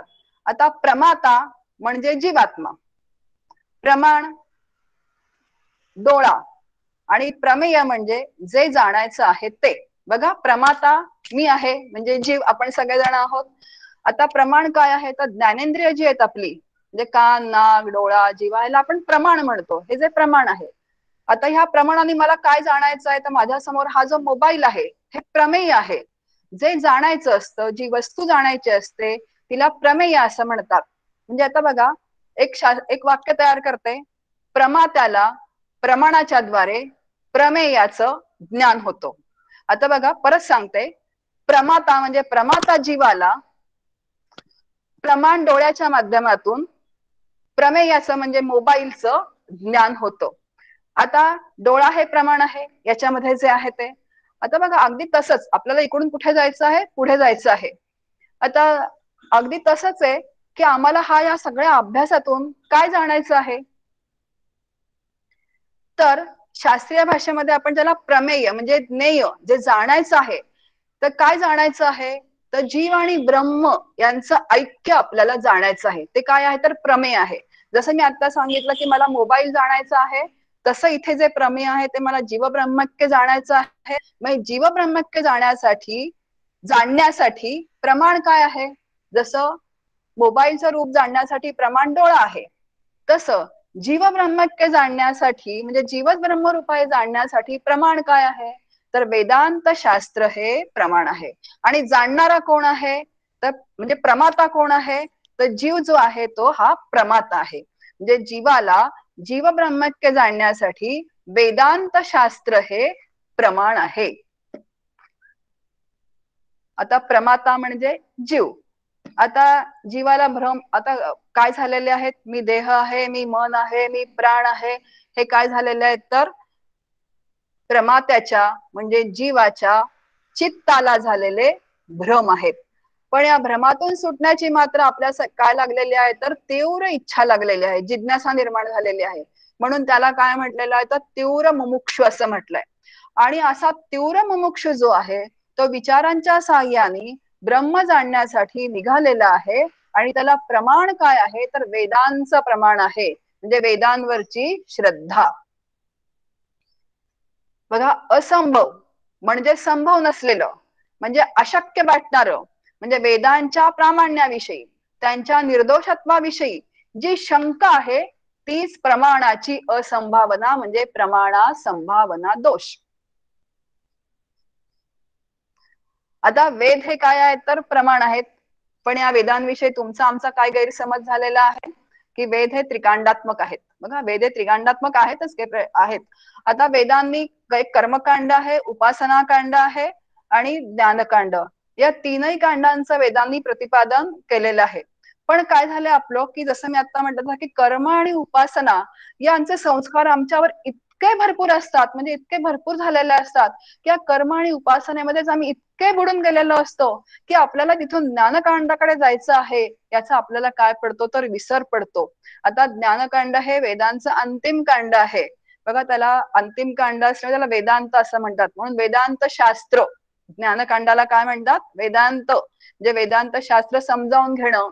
आणि वेदांत शास्त्र समजावून घेऊन वेदांताचं तात्पर्य काय आहे तर जीव आणि ब्रह्म एकच आहे. जे वेदांचं अंतिम कांड जे आहे ते ज्ञानकांड आहे. पण कर्म आणि उपासनेचा इतका आमच्यावरती पगडा असतो की त्याच्या पलीकडे अजून काही आपल्याला जायचं आहे हे आपल्या लक्षात येत नाही. म्हणून कर्म करायचं आहे, उपासना करायचीच आहे, पण ती निष्कामतेने करायची आहे. पण शास्त्र सांगतं की नुसत्या कर्माने मोक्ष मिळत नाही, नुसत्या उपासनेने मोक्ष मिळत नाही, तर कर्म आणि उपासना ही मोक्षासाठी सहाय्यकारी साधनं आहेत. त्यांनी मोक्ष मिळत नाही, पण त्याच्याशिवाय मोक्ष मिळत नाही. बघा कसं असतं. आता त्या दोन कशा आहेत तर सहाय्यकारी साधन आहेत, म्हणजे त्या दोन आपण समजू की पायऱ्या आहेत. आता डोंगरावर जायचं असेल, मंदिराचं दर्शन घ्यायचं असेल तर आपण एकदम डोंगरावरती उडी मारून जातो का? नाही जाऊ शकत. मग त्याला काय दोन पायऱ्या आहेत, म्हणजे कर्म आणि उपासना या दोन काय आहेत तर पायऱ्या आहेत. आणि त्या चित्तशुद्धी आणि चित्तशांती हे फळ मला देतात. म्हणून नुसत्या कर्माने मोक्ष नाही. एक छान वाक्य काका नेहमी सांगतात, कितीही भव्य दिव्य कर्म केली तर पद्मश्री मिळेल, पण पद्मनाभ जोडला जाणार नाही. म्हणून वेदांमध्ये कर्मकांड, उपासनाकांड, ज्ञानकांड ही तीन कांड सांगितलेली आहेत. पण आपल्या ह्याच्यावरती जास्त आपला जो जोर असतो कर्म उपासनेवरती असतो, आणि त्याच्यामध्येच आपण सातत्याने काय राहत असतो की याच्या पलीकडे काहीतरी आहे, काहीतरी जाणून घ्यायचं असतं. जे ज्ञानकांड आहे याचा आपल्याला विसर पडतो. बघा, आपण तर वेद वाचलेले नाहीच आहेत, सोडा, आपण वेद बघितलेले सुद्धा नाहीयेत, वाचणं तर खूपच दूर राहिलं. पण आता वेदांचं तत्वज्ञान कोणी सांगून ठेवलेलं आपल्याला तर सर्व संतांनी वेदांचं तत्वज्ञान आपल्या ग्रंथांमधून सांगून ठेवलेलं आहे. तुकाराम महाराज म्हणतात वेदांचा तो अर्थ आम्हासीच ठावा. दासबोधामध्ये समर्थ पहिल्या समासामध्ये म्हणतात की या ग्रंथाला मी कुठले कुठले आधार घेतलेत, उपनिषद आहे, वेदांत आहे, श्रुती आहे. मग आता वेद विहित म्हणण्यापेक्षा आपण त्याला सोयीसाठी आपल्या संत विहित असं करून घ्यावं. म्हणून संतांनी कर्म कसं करावं हे आपल्या ग्रंथांमधून सांगून ठेवलेलं आहे की निरपेक्ष करावं, निष्काम करावं. बघा, विधी ते पाळीत, निषेधा ते गाळीत, मज देऊनी जाळीत कर्म फळे. म्हणजे विधी निषेधांना पाळून तू कर्म कर आणि त्या कर्माला जी फळं येतील तू मला अर्पण कर. ती कर्म तू तुझ्याकडे सुद्धा ठेवून घेऊ नकोस. सदाचरण कर, पापबुद्धीने कर्म करू नकोस. आता कर्म करावंच लागतं, पण कर्म कसं करावं हे सुद्धा शास्त्राने सांगून ठेवलेलं आहे.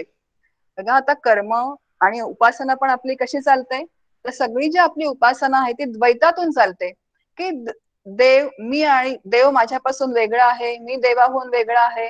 आता असं का होतो? आपण कधी देवाशी एकरूपच होत नाही. कारण का आहे तर यांत्रिकता आणि सकामता हे दोन जे मोठे शाप या क्षेत्रामध्ये आहेत.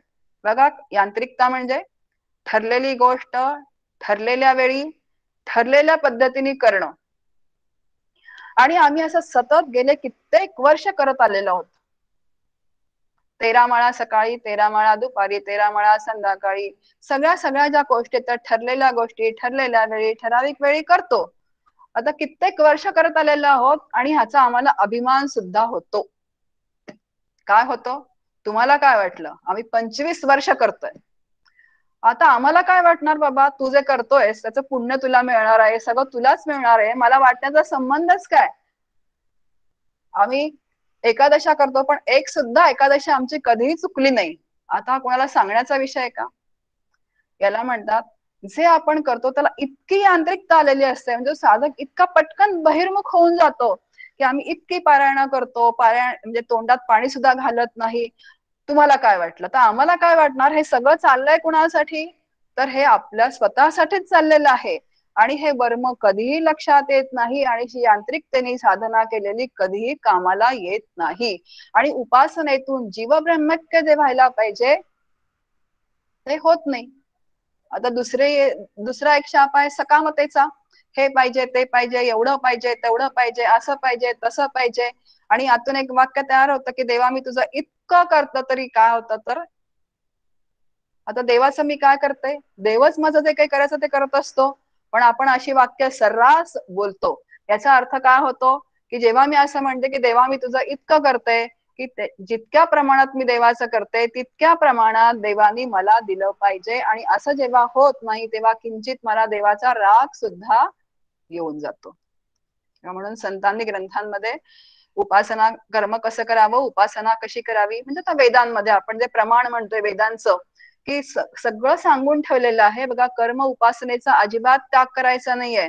कारण वेदांमध्ये सांगितल्याप्रमाणे म्हणजे संत बोलतात, म्हणजे संतांनी सांगितल्याप्रमाणे निष्काम कर्म निष्काम उपासना करायचे. समर्थ म्हणतायत की करी काम निष्काम या राघवाचे. आणि असं जेव्हा होतं तेव्हा सदा सर्वदा देव सन्निध आहे, कृपाळूपणे अल्पधारिष्ठ आहे. देव सतत जवळ आहे. तो आपलं धैर्य बघत असतो की ह्याला मी हवा आहे का माझ्याकडून काही हवं आहे. आणि त्याच्याकडून हवं असणाऱ्यांची रांग खूप मोठी असते. मग आता देवाची उपासना कशासाठी करायची, तर तूच मला हवा आहेस, तुझ्याकडून मला काही नको आहे. उपासनेचे शेवटी देवाभक्ता अखंड भेटी असं झालं पाहिजे. असं होत नाही, कारण काय तर अखंड मला देवामध्ये आणि माझ्यामध्ये काय होतं तर भेद वाटतो. देव सतत देवाऱ्यात देवळात आणि मी माझ्या ठिकाणी. म्हणून निष्कामता महत्वाची आहे. सकामता यांत्रिकता त्याच्यामध्ये अजिबात येऊ नये. आणि चित्त आणि शुद्ध आणि शांत होणं अत्यंत महत्वाचं असतं. आता आपला विषय चाललाय प्रमाण असंभावना दोष. तर आपला की हा आता कर्म उपासनेचा आपल्यावरती एवढा पगडा आहे की आपल्यावर जे सगळे वेद जीव ब्रह्मक्य सांगतात हे आमच्या लक्षातच येत नाही. आणि त्यामुळे आमचं मन काय होतं तर ब्रह्मचिंतनामध्ये रमून राहू शकत नाही. यालाच प्रमाणाची असंभावना असं म्हटलेलं आहे. संत आम्हाला शुद्ध परमार्थ सांगतात आणि त्या दिशेने घेऊन जायचं काम करतात. आणि आम्ही त्या दिशेने जायचं काम केलं तर असंभावना दोष निघून जातो. म्हणजे अशक्य जे वाटणार आहे ते शक्य वाटायला लागतं. आता ह्या सगळ्या गोष्टी आहेत ना, आता हे शब्द प्रमाण संभावना शब्द खूप मोठे मोठे आहेत. पण आपण जेव्हा हे सगळं ऐकतो आहोत तेव्हा ह्याच्यामध्ये विशेष वेगळं असं काहीही नाहीये. फक्त व्यवस्थित नीट सगळ्या गोष्टी समजावून घ्यायच्या आहेत. बघा, अशक्य वाटणारं शक्य वाटायला लागतं, कारण भक्ती आणि ज्ञान एकमेकांपेक्षा अजिबात काय नाहीये तर वेगळंच नाहीये. आता डॉक्टर राकांच्या मुखात हरिओम तत्सत आहे, रामकृष्ण हरी आहे, आणि त्यांनी अनेक वेदांतपर ग्रंथ लिहिलेले आहेत. तुकाराम महाराज जय जय रामकृष्ण हरी म्हणतात आणि त्यांचा अभंग आहे वेदांतपर, रज्जू सर्पापरी भासी आले जगडंबर. बघा, नामदेव महाराजांची प्रत्यक्ष विठ्ठल बोलत होता, त्यांच्या हातून जेवत होता. पण पांडुरंग म्हणाले की माझं स्वरूप जर समजायचं असेल तुला तर विसोबा खेचरांकडे जा. आणि जेव्हा विसोबा खेचरांकडे ते गेले तेव्हा सद्गुरूंनी त्यांना सर्वत्र ओतप्रोत ब्रह्मच भरलेला आहे अनुभव आणून दिला. त्यांचाच अभंग आहे, नाचू कीर्तनाचे रंगी ज्ञानदीप लावू जकी. भक्ती दीप असं म्हणत नाही, ते ज्ञानाचा दीप लावू असं म्हणतायत. तुकाराम महाराज म्हणतात बोलावा पहावा विठ्ठल, बोलावा विठ्ठल, करावा विठ्ठल जीव भावे. बघा, तू विठ्ठलाला पहा, विठ्ठल विठ्ठल बोल, आणि असं करता करता जीवभाव काय करतात विठ्ठल भावामध्ये एकरूप करून टाक. आता हे जे प्रमाणभूत असलेले वेद त्यांच्या साह्याने जीव ब्रह्मरूप होणार आहे. म्हणजे जीव ब्रह्मक्य. आता हे मी एवढं का सांगितलं आपल्यासमोर, कारण का तर आपण जसं आता बसवून घेतलं की वेदवीत आणि संतवीत, आता इथे वेदांचं प्रमाण आहे, आपल्याला संतांचं प्रमाण आहे. आणि म्हणून संतांचे अभंग मी आपल्यासमोर इथे मांडणी केली. संत पण आपल्याला ज्ञान मार्गच सांगतात, पण आपलं लक्ष जास्त कशाकडे असतं, कारण आपल्यावरती त्याचा पगडाच खूप असतो कर्म आणि उपासनेचा. आणि ज्ञानाकडे असतो पण मग आपण त्याच्याकडे खूप जास्त काय येत नाही, तर जिज्ञासेने आपण त्याच्याकडे लक्ष देत नाही, म्हणून ज्ञान मार्गाकडे आपली प्रवृत्ती होत नाही. म्हणून प्रमाणभूत असलेले जे वेद आहेत, ज्यांच्या साह्याने जीव ब्रह्मरूप होणार आहे, म्हणजे जीव ब्रह्मैक्य सिद्ध होणार आहे, त्यांच्याविषयी शंका आहे की वेद हे कर्म प्रतिपादक आहे का, उपासना प्रतिपादक आहेत का, ज्ञान सांगतात. बघा, आता इथे वेदांचं प्रमाण आहे, जसे मी आता संतांचं प्रमाण आहे. आता संतांचं पण प्रमाण आपण जास्त रमतो कशामध्ये, तर कर्मभक्तीमध्येच रमतो, म्हणजे उपासनेमध्ये रमतो. मग अशी शंका मनामध्ये येते की त्यांना आम्हाला नेमकं काय सांगायचं आहे, हा निर्णय आपल्याला करता येत नाही, आणि कर्म उपासनेचा जबरदस्त पगडा आहे, ही करावी लागतातच आपल्याला, पण ज्ञानाकडे आपलं लक्ष जात नाही. आणि त्यालाच काय म्हटलेलं आहे, तर प्रमाणाची असंभावना. आणि जोपर्यंत ही असंभावना जात नाही तोपर्यंत मन ब्रह्मचिंतनामध्ये रमत नाही, आणि हाच ज्ञान मार्गातला काय आहे तर प्रतिबंध आहे, आणि हाच तो आहे तो अडथळा आहे मोक्ष मार्गातला. आता हा दोष कुठेही बाहेर नाहीये, तर तो माझ्या बुद्धीतलाच दोष आहे. का बुद्धीतला दोष आहे, तर अजून मला त्याची गोडी वाटत नाहीये. मग गोडी वाटायची असेल तर यथार्थ वक्त्याकडून यथार्थ श्रवण संशय फिटेपर्यंत सातत्याने तेच तेच तेच तेच ऐकायचं. यथार्थ वक्त्याकडून यथार्थ श्रवण, आणि परत आपलं पण स्व अध्ययन करावं लागतं, स्वतःचा अभ्यास करावा लागतो, मनन करावं लागतं. ही जबाबदारी असते प्रत्येकाची, ज्याला जीव ब्रह्मैक्य साधायचं आहे त्याची. नाही तर काका असं म्हणतात बघा, समर्थांचं पण एक वचन आहे, निरूपणी हे सद्वृत्ती होते, स्थलत्याग होता सवेची जाते. हा, निरूपणामध्ये सगळं पटतं, पण स्थलत्याग झालं, तिथून बाहेर पडलं की मात्र सगळे विचार काय होतात, तर निसटून जातात. डॉक्टर काका म्हणतात की कसं निसटून जातात, तर प्रपंचाचं एरंडेल पिलं की ते सगळे विचार निसटून जातात. काका एक छान उदाहरण देतात. ते नेहमी उदाहरण एक सांगतात. ते म्हणाले, मी डॉक्टर असताना माझ्याकडे खूप पालक छोट्या छोट्या मुलांना घेऊन यायचे. या मुलांनी चिंचोका गिळलाय, या मुलांनी नाणं गिळलेलं आहे 50 पैशाचं. मग आता अशा अनेक तक्रारी घेऊन त्या मुलांना पालक घेऊन यायचे. आता मग मी सांगायचं त्यांना की अहो तुम्ही एवढं घाबरताय कशाला, एरंडेल तेल पाजा की ते निसटून जाईल. तर अगदी त्याचप्रमाणे आपण प्रपंचाचं एरंडेल पिलं इथून जाऊन की काय होतं, सगळे विचार निसटून जातात. मग असं होऊ न देण्याची जबाबदारी कोणाची आहे, तर ती आपलीच आहे. म्हणून जे आपण श्रद्धायुक्त अंतःकरणाने श्रवण करावं, निष्ठेने श्रवण करावं, त्याचं मनन करावं, ते चित्तामध्ये धारण करून ठेवावेत विचार, आणि मग हा दोष निवृत्त होऊन जातो. दुसरा अडथळा आहे प्रमेय असंभावना. बघा, आता प्रमेय मगाशी काय बघितलं आपण, प्रमाता प्रमाण प्रमेय. प्रमाता जीव, प्रमाण आपण आता जो दोष बघितला तो वेदांचा बघितला, म्हणजे वेदांविषयी साशंक मन असतं. आणि आता जो प्रमेय असंभावना, प्रमेय काय आहे, जे जाणायचं आहे ते प्रमेय आहे. ते जीव आणि ब्रह्म यांचं ऐक्य जे आहे ते प्रमेय आहे, मला जे जाणायचं आहे ते. आता जीव आणि ब्रह्म यांचा अभेद आहे असा उपनिषदांचा सिद्धांत आहे. आता हा सिद्धांत म्हणजेच काय आहे, तर प्रमेय म्हणजे जे जाणायचं आहे ते. आता श्री गुरु मला असं सांगतात, संत आम्हाला सांगतात की जे जाणायला तू निघालेला आहेस ते ब्रह्म तूच आहेस, तुझ्यापेक्षा ब्रह्म वेगळं नाही, तुझ्यापेक्षा राम वेगळा नाही. समर्थांची ओवी आपल्या समोर, स्वय शिष्या तूची आहेस स्वानंद घन. आता एवढं संत श्री गुरु सांगून सुद्धा आम्हाला मात्र वाटतं की मी ब्रह्म आहे का, खरंच मी ब्रह्म कसा असेल, आणि ब्रह्म सोडून सगळं वाटतं मला की मी हे आहे, मी मन आहे, मी प्राण आहे, मी बुद्धी आहे, मी चित्त आहे.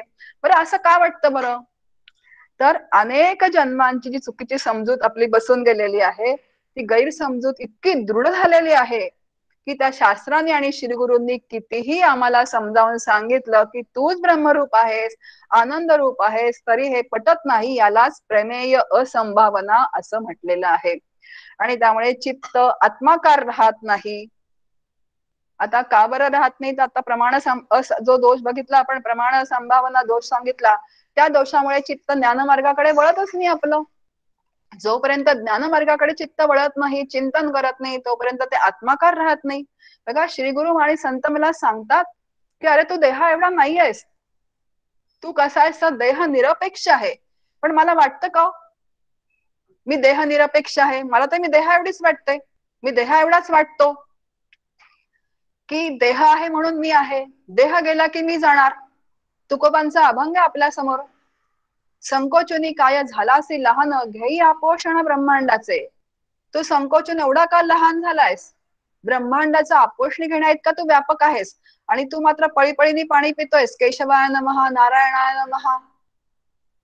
कारण आपल्याला वाटतच नाही की मी एवढी व्यापक असेन, मी एवढा व्यापक असेन. पण संत सातत्याने आपल्या अभंगांमधून सांगतायत की तू कसा आहेस, तर तू व्यापक आहेस, या जगताचं अधिष्ठान तू आहेस. आणि एवढा असून तू स्वतःला देहापुरतं का मर्यादित समजतोय? आणि हा जो आमच्या बुद्धीतला दोष आहे ना, यालाच प्रमेय असंभावना असं म्हटलेलं आहे. आणि हा प्रतिबंध जर घालवायचा असेल तर विवेकयुक्त वैराग्यांगी बाणवून घेतलं पाहिजे. आता ही जबाबदारी कोणाची आहे परत? ही आपलीच आहे. बघा, संतांनी, श्रीगुरूंनी सगळं आपल्याला उपदेश करून ठेवलेलं आहे, सगळं सांगितलेलं आहे. पण ते विचार समजून घेऊन ते आचरणात आणण्याची जबाबदारी कोणाची आहे? साधकाची आहे. विवेक वैराग्याचे किती समास आहेत दासबोध ग्रंथामध्ये? मग आता विवेकयुक्त वैराग्य समर्थांनी म्हटलंय. नुसतं काय आहे तर हेकांडपिस म्हटलंय वैराग्य. त्याला विवेकाची जोड असेल तर ते काय होतं तर टिकून राहतं. पण अखंड मनन, अभ्यास, विचार करत राहिलं तर हा दोष जो आहे तो बुद्धीतून निघून जातो. मला काय वाटतं, मी देहा एवढी आहे, मी व्यापक नाहीच आहे. म्हणजे जीव ब्रह्मक्य कसं काय होणार? कारण ब्रह्म तर व्यापक आहे आणि जीव तर किती संकुचित आहे. ही आपण आपली काय करून घेतलेली आहे, आता समजूत करून घेतलेली आहे. पण संत सातत्याने सांगतायत की तू निरपेक्ष व्यापक आहे. समर्थांचं आपल्या समोर एक वचन आहे, पहावी घरांची घरे. बघा, घरांची घरं, 4 घरं ते आपल्या समोर सांगतायत. देह हे माझं राहण्याचं पहिलं घर आहे. हा देह ज्या दुसऱ्या घरामध्ये राहतो, 1 BHK, 2 BHK, 3 BHK, हे दुसरं घर आहे. हे घर ज्या विश्वात राहत आहे तिसरं घर आहे. आणि हे विश्व जे आहे, हे विश्वची माझे घर, कुणाचं घर आहे? ते माऊलींचं घर आहे. आणि तुकोबांचं घर कुठलं आहे? चौथं, निरंजनी आम्ही बांधिले घर. आता निरंजनी आम्ही बांधिले घर असं जेव्हा म्हणतात तेव्हा आपल्याला घराची भाषा बोलल्याशिवाय समजत नाही, म्हणून तुकोबा घर म्हणतायत. पण निरंजन ब्रह्मतत्वामध्ये काय सत्य व्यापक झालेले आहेत. अशी 4 घरं आपल्या समोर संतांनी मांडणी करून ठेवलेली आहे. मग देहातून जर मी सुटले नाही, आता देहामध्ये मी कशी झालेली आहे तर संकुचित झालेली आहे. मग याचा विवेकाने निराश करायचा आहे. तो कोणी करायचा आहे तर मीच करायचा आहे. विचार सांगून ठेवलेले आहेत. बघा, एक विचार आहे खूप छान, देह हे माझं राहण्याचं पहिलं घर आहे. बरोबर. आता या घरामध्ये मी राहते की नाही? आता मला हे विचारून मिळालेलं नाहीये, त्यामुळे विचारून मला ते जाणार नाहीये. त्याची वेळ आली की ते काय आहे तर ते जाणार आहे. जेव्हा ते पडून जाईल तेव्हा 4 लोक त्याला उचलून बाहेर घेऊन जातील. मग आता जोपर्यंत हे घर मला मिळालेलं आहे तोपर्यंत सांभाळण्याचं काम मी करायचंय, पण त्याच्यामध्ये तादात्म्याने राहायचं नाहीये. अजून एक छान वाक्य आहे, जे माझं आहे ते मी नाही. डॉक्टर काका नेहमी सांगतात. बघा, जे माझं असतं ते मी असते का? आता ही साडी माझी आहे, तर मी साडी आहे का? हा मोबाईल माझा आहे, मी मोबाईल आहे का? नाहीये. आता हा मोबाईल माझ्यापासून वेगळा आहे, ही साडी माझ्यापासून वेगळी आहे, तुम्ही माझ्यापासून सगळे वेगळे आहात, म्हणून मी तुमच्या समोर इथे बसून बोलू शकते आहे. आता तसंच जे माझं आहे ते मी नाही, घर माझं आहे म्हणजे मी घर नाही. आता देह काय आहे तर हा माझा आहे. देह हे माझं राहण्याचं काय तर घर आहे, म्हणजे देह माझा आहे म्हणजे मी देह नाही. म्हणजे देह माझ्यापेक्षा काय आहे तर वेगळं आहे. मग देहाशी मी बोलू शकते की नाही की बाबा तू आज खूप दिवसभर थकलेला आहेस काम करून, तुला मी तू ठणकतोय आज, तुला मी एक छान ऍस्प्रिनची गोळी देते, तुला गरम पाण्याची आंघोळ घालते, तू शांतभर रात्रभर छानपैकी झोप काढ आणि सकाळी मात्र तू कामाला लाग, असं मी देहाशी बोलू शकते. असं जर सातत्याने आपण देहाशी बोलत राहिलो तर देहापासून अलिप्तपणा यायला लागतो. आणि जेव्हा त्याची जायची वेळ येते तेव्हा सुद्धा आपण त्याच्याशी बोलू शकतो की बाबा तुझी जायची वेळ झाली, आता तुझी वेळ झाली की तू जा. त्याची वाट बघायची नाही, हा कधी जाणार आता, कधी जाणार आता. त्याची वेळ झाली की तो जाणार आहे. पण इतकं अलिप्तपण जे आहे बघा, आता भक्तीच्या बाबतीत आपण रामाला प्रार्थना म्हणतो, अलिप्तपण मज दे रे राम. आपण कधी विचार करतो का की अलिप्तपण मज दे रे राम उपासनेच्या पुस्तकामध्ये आहे, समर्थांच्या कोमळ वाचा दे रे राम, त्याच्यामध्ये एक वचन आहे, अलिप्तपण मज दे रे राम. कसं अलिप्तपण मज दे? तर हे असं अलिप्तपण मज दे की या देहातून सुटण्यासाठी, त्याच्याशी अलिप्तपणा बाळगण्यासाठी जे विचार संतांनी दिलेले आहेत ते सातत्याने जर आपण वापरले तर एक दिवस अलिप्तपण येऊन जातं आणि त्या देहापेक्षा आत्मरूप मी जी आहे ती मी कोण आहे तर आनंद रूप आहे असा मला अनुभव येऊन जातो. आता हा देह दुसऱ्या घरामध्ये राहतो, ते दुसरं घर जाईल 1 BHK 2 BHK. आता ते कसं असतं, ते पण माझं आहे. आता माझं आहे त्यामुळे त्याच्यावरती काय तर आसक्ती आहे. आता कसं आहे ना, त्याच्यामध्ये दोन शब्द आहेत आपल्या समोर. एक स्वामित्व असतं घरावरती आपल्या आणि एक ममत्व, दोन शब्द आहेत आपल्या समोर. बघा, जेव्हा मी हे घर बांधलं माझं, तेव्हा एक स्वामित्व असतं, सातबाऱ्यावरती नाव असतं, सगळे व्यवहार करावे लागतात, वास्तू शांत होते आपली, त्याच्यानंतर स्वामित्व असतं, आपण एक घराला नाव बिव देतो, सगळं छान करतो. पण हळूहळू जसं जसं आपण त्या घरात राहायला लागतो, तसं हळूहळू त्या घराविषयी ममत्व यायला लागतं आणि ममत्वातनं आसक्ती निर्माण होते. आता आसक्ती निर्माण झाली की मग काय होतं, जे या देहाने या कमवलेलं आहे ते सोडून जावंसं वाटत नाही. मग आता देह ज्या घरात राहतो ते घर पण कसं आहे, ते प्रारब्धानुसारी मिळालेलं आहे, पंचमहाभूतांचं आहे. त्याच्यावरती जर आपण प्रेम केलं तर ठीक आहे, पण प्रेमातनं आसक्ती निर्माण होऊ देऊ नये. असं एका घरातनं दुसऱ्या घरामध्ये, दुसऱ्या घरातनं तिसऱ्या घरामध्ये सातत्याने राहिलं तर जीव कसा होऊन जातो तर व्यापक. आणि ह्याला संपूर्ण विचारांचं शास्त्र आहे. बघा, ज्या घरामध्ये मी राहते 1 BHK 2 BHK, त्या घरामध्ये मी कोण आहे तर गृहिणी आहे. त्या सगळ्या घराचा कारभार कोणाच्या हातात आहे तर माझ्या हातात आहे. मी कुटुंब प्रमुख आहे. मला विचारल्याशिवाय कुठलीही गोष्ट होता कामा नये. आता उंबरठ्याच्या आतली सत्ता जर सोडली नाही तर बाहेरची सत्ता कशी मिळायची? ते म्हणतात ना, ग्रामपंचायत पद जर सोडलं नाही तर कधी पुढे मुख्यमंत्री आणि पंतप्रधान व्हायचं. अगदी तसंच आहे इकडे. जेव्हा इतके संकुचित विचार, देहामध्ये संकुचित, घरामध्ये संकुचित, सगळ्यांमध्ये आसक्त, आणि इकडे मात्र प्रवचन चालू आहे, श्रवण चालू आहे, सगळं चालू आहे, मग त्याचा काहीही उपयोग होणार नाही. म्हणून या सगळ्यांची आसक्ती, ममत्व घालवून टाकायचे विचार सगळ्या संतांनी आपल्याला सांगून ठेवलेले आहे. ते विचार व्यवस्थित करायचे आणि एका घरातून दुसऱ्या घरातून तिसऱ्या घरातून सुटण्याचा प्रयत्न केला की निरंजनी आम्ही बांधलेले घर म्हणजे ब्रह्मस्वरूप. आता ते व्यापक जे आहे, तो व्यापकता ती येऊन जाते. असा छान विचार सातत्याने जर आपण करत राहिलो तर हा प्रमेय असंभावना दोष आहे तो बुद्धीतून निघून जातो. पुढे विपरीत भावना, तिसरा दोष आपल्या समोर मांडलाय. बघा, परत तेच तेच विचार येणार आहेत, पण तरी तेच तेच आपल्याला समजून घ्यावे लागतात. कारण का, आता जोपर्यंत बुद्धीचा निर्णय होत नाही तोपर्यंत तेच तेच समजावून घ्यायचे आहेत. बघा, विपरीत भावना, आता कुठल्या जन्मापासून मी देह आहे, मी कर्ता आहे, मी भोगता आहे, जग सत्य आहे, हे विचार कुठल्या जन्मापासून सुरू झाले हो? याची सुतराम कल्पना कुठल्याही जीवाला नाही. हे सगळे विचार माझ्या अंतःकरणात कधी कोणी पेरले, कधीपासून सुरू झाले, याचा काही शोध लागत नाही आणि यालाच विपरीत भावना असं म्हणतात. आता हे जे सगळं ते अविद्येचं कार्य आहे आणि जीवाच्या ठिकाणी ही विपरीत भावना, ही जी अविद्या आहे ना, ती निर्माण करून देते. आता ज्या अर्थी मी आत्मा असून ब्रह्म असून मला मी देह आहे असं वाटतं, त्या अर्थी काय तर तिचं त्या अविद्येचं कार्य जे आहे ते अगदी व्यवस्थित सुरू आहे. आणि मग या अविद्येचा नाश करायला किंवा घालवायला काय करायचं तर परत संत आणि श्री गुरूंचे चरण धरायचे. बघा, कारण ज्यांनी ती अविद्या घालवलेली आहे, आत्माराम ग्रंथामध्ये समर्थ म्हणतात की तो ज्ञानी असतो ना, त्याच्या समोर ती माया लाजून चूर होऊन निघून जाते. कारण तिला हे पक्क माहिती आहे की ह्याच्या समोर आपलं काहीही चालत नाही. तिचं कुणासमोर चालतं? आपल्या समोर चालतं. जरा कोणी बोललं की नाकावरती राग, जरा कोणी बोललं की काय होतं तर अपमान होतो. आता हे कुणाचं स्वरूप आहे? अविद्येचं स्वरूप आहे. काम, क्रोध, लोभ, ही काय अविद्या आहे सगळी. मग आता ही अविद्या कुणाला त्रास देते? ही आपल्याला त्रास देते, जीवाला त्रास देते. जो अज्ञानी जीव आहे त्याला त्रास देते ती, कारण तिला माहिती, ती खेळवते आपल्याला, ती अविद्या जी आहे ती. आणि तिला हे नक्की माहिती आहे की ज्ञानी जे आहेत, संत जे आहेत, त्यांनी मला ओळखलेलं आहे, त्यामुळे त्यांच्या समोर जाऊन काहीही उपयोग नाही. मग आता काय करायचं आहे तर श्री गुरूंच्या संतांच्या चरणांमध्ये, भवरोगाचे डॉक्टर आहे त्याला भवरोग म्हणतात, या भवरोगामध्ये आपण सातत्याने गटांगळ्या खातोय. का गटांगळ्या खातोय?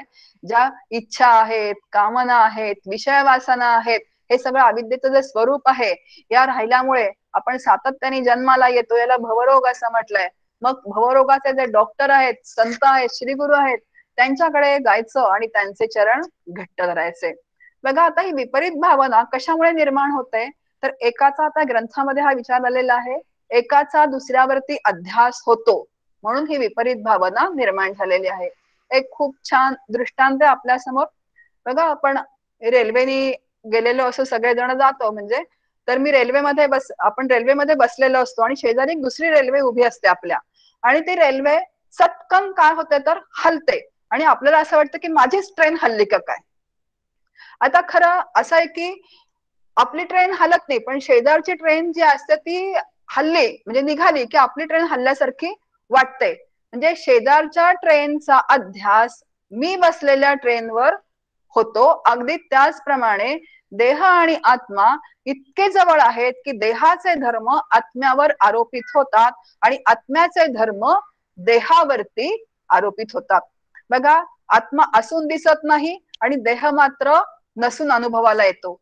आता आत्मा मी आहे असं स्वतःहून कधीच म्हणत नाही, आणि देह मात्र सतत काय तो तुम्हाला आम्हाला जणू काही ते तू आहेस, म्हणजे तू देह आहेस, तू देह आहेस असं सातत्याने आमच्या मागे का आम्हाला सांगत राहतो.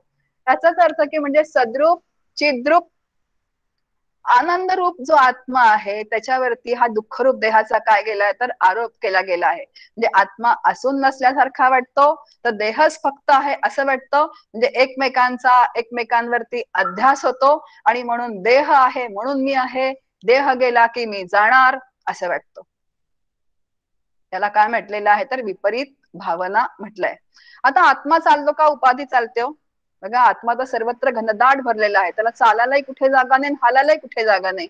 समर्थ मनाच्या श्लोकामध्ये म्हणतात चळेना चळेना ढळेना ढळेना ओतश्य प्रोतश्य अशी श्रुती आहे. ओतप्रोत जसा घडा भरून वाहतो तसं अनंत कोटी ब्रह्मांडांना ओतप्रोत भरून हा आत्मस्वरूप ब्रह्मस्वरूप काय तर वाहतंय, त्याला कुठेही जागा नाही हालायला. आणि मग आता कोण चालतं बोलतं हलतं तर उपाधी रूपाने काय होतं तर उपाधी चालते बोलते, उपाधी उठते बसते.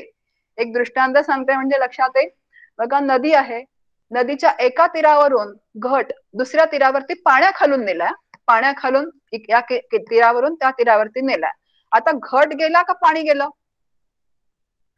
घट इकडून तिकडे गेला, पाणी तर तसंच आहे.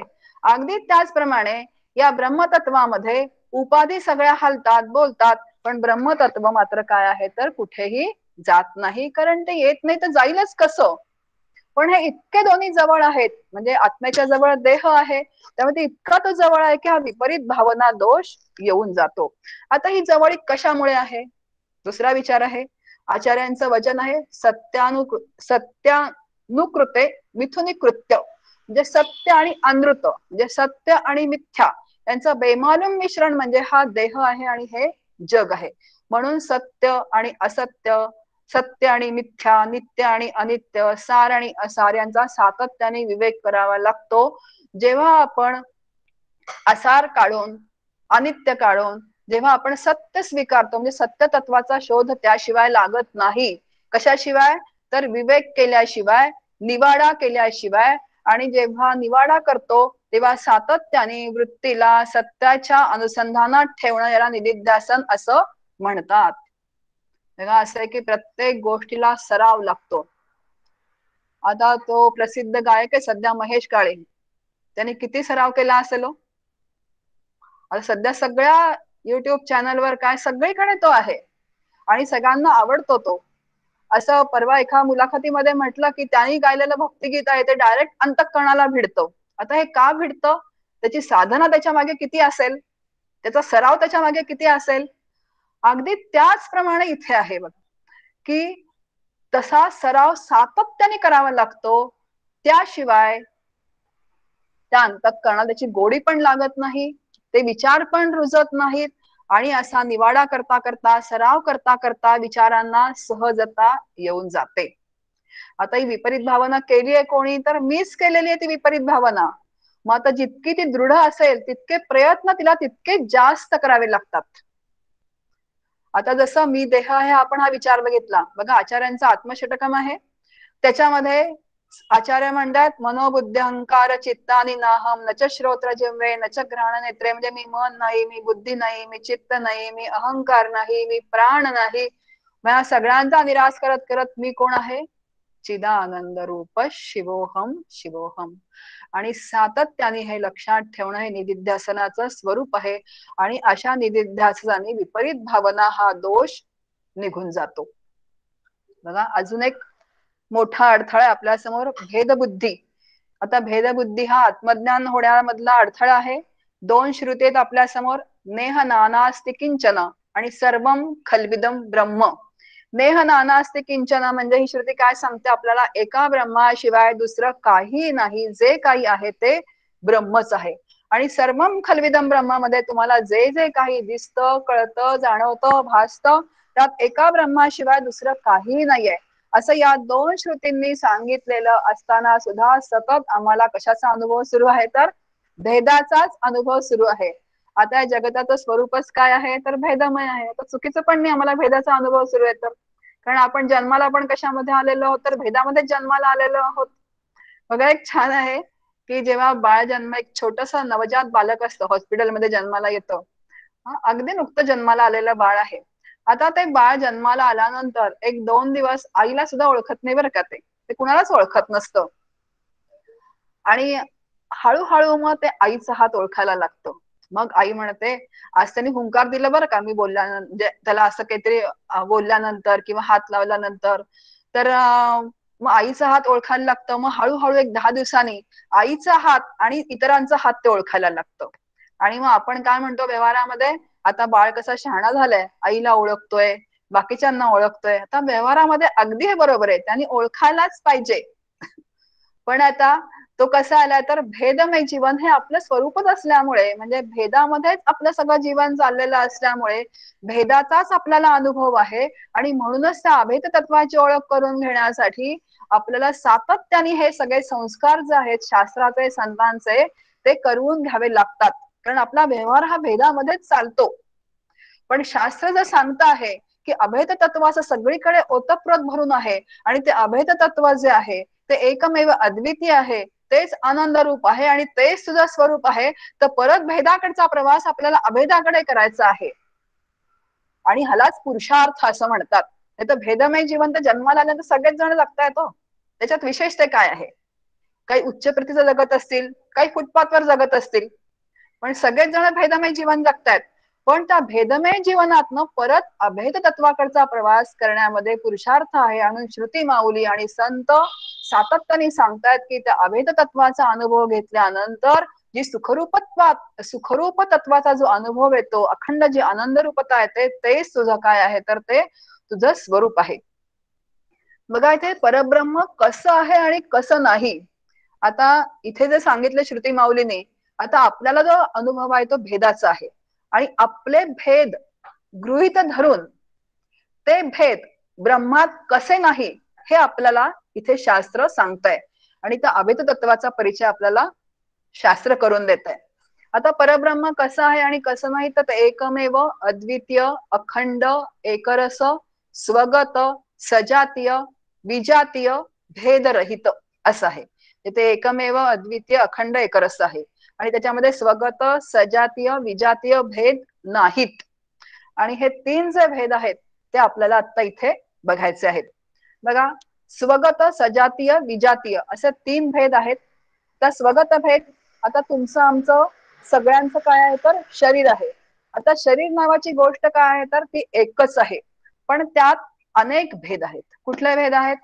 माझं मस्तक आहे, 2 डोळे आहेत, 2 कान आहेत, 2 हात आहेत, 2 पाय आहेत, एक आपण त्याला एकाला उजवं म्हणतो, एकाला डावं म्हणतो.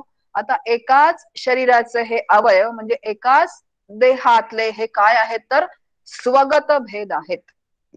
दुसरं दृष्टांत सांगते.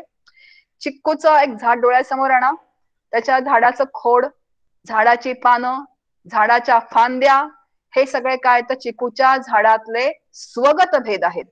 आता ब्रह्म नावाचं तत्व निरवय आहे, त्याच्यामध्ये असे भेद नाहीत.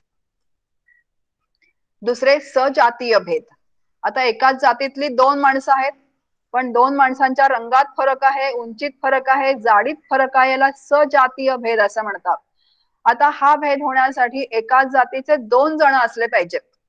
आता चिक्कूची जात पण काय आहे, तर एकच आहे, पण 2 झाडं आहेत, हा सजातीय भेद. पण ब्रह्माच्या ठिकाणी सजातीय भेद नाही, कारण ब्रह्म एकमेव अद्वितीय आहे, त्याच्या ठिकाणी दुसरं म्हणून असं काहीही नाही. तिसरा विजातीय भेद आहे. 2 वेगवेगळ्या जातीतल्या पदार्थांच्या स्वरूपातला हा भेद असतो. एक मनुष्य आहे, दुसरी गाय आहे. बघा, मनुष्य उभा प्राणी आहे, गायीला 4 पाय आहे, तो प्राणी आहे, म्हणजे एकदम विरुद्ध आहेत ते, त्याला विजातीय म्हणतात. एक किंवा मनुष्य आहे, दुसरा वृक्ष आहे, म्हणजे ते एका जातीचे नाहीत. मग आता ब्रह्माच्या ठिकाणी असं दुसरं म्हणून काहीही नाही. म्हणून ब्रह्माच्या ठिकाणी स्वगत भेद नाही, सजातीय भेद नाही, विजातीय भेद नाही. असं जे भेदरहित तत्व आहे ते ब्रह्मतत्व आहे आणि ते मी आहे. पुढे मुख्य 5 प्रकारचे भेद आहेत, पण शास्त्र सांगतं की ब्रह्मामध्ये हे भेद नाहीयेत. ब्रह्म एकत्वाने या 5 भेदांमध्ये भरलेला आहे. बघा आपल्या समोर 5:15 झालेले आहेत. एक 10 मिनिटांमध्ये मी हा विषय मांडते आणि राहिला तर मग आपण पुढच्या वेळेस घेऊया. आता हे सगळं कशासाठी चाललेलं आहे लक्षात ठेवायचं की या भेदामध्ये अभेद तत्व बघण्याची दृष्टी विकसित करण्यासाठी शास्त्राने हे 5 प्रकार सांगितलेले आहेत. बघा जीव आणि ईश्वर यांच्यातला भेद सांगितलाय. आता हे 2 भेद कशामुळे वाटतात तर उपाधीमुळे वाटतात. आपण हा विचार मी म्हणून मगाशी म्हटलं की सातत्याने हे शब्द येणार आहेत, परत परत तेच शब्द येणार आहेत वेगवेगळ्या संकल्पना समजावून सांगण्यासाठी. जीवाला अविद्येची उपाधी आहे, ईश्वराला मायेची उपाधी आहे. म्हणून जीव आणि ईश्वर याच्यामध्ये काय वाटतोय तर भेद वाटतोय. बघा आरसा आहे, आरशासमोर मी उभी आहे. आता एक आरशातली मी दिसते आणि एक मी बाहेर आहे. आता माझीच मला किती रूप दिसत आहेत तर 2, एक आरशातलं आणि एक बाहेरचं रूप दिसतंय.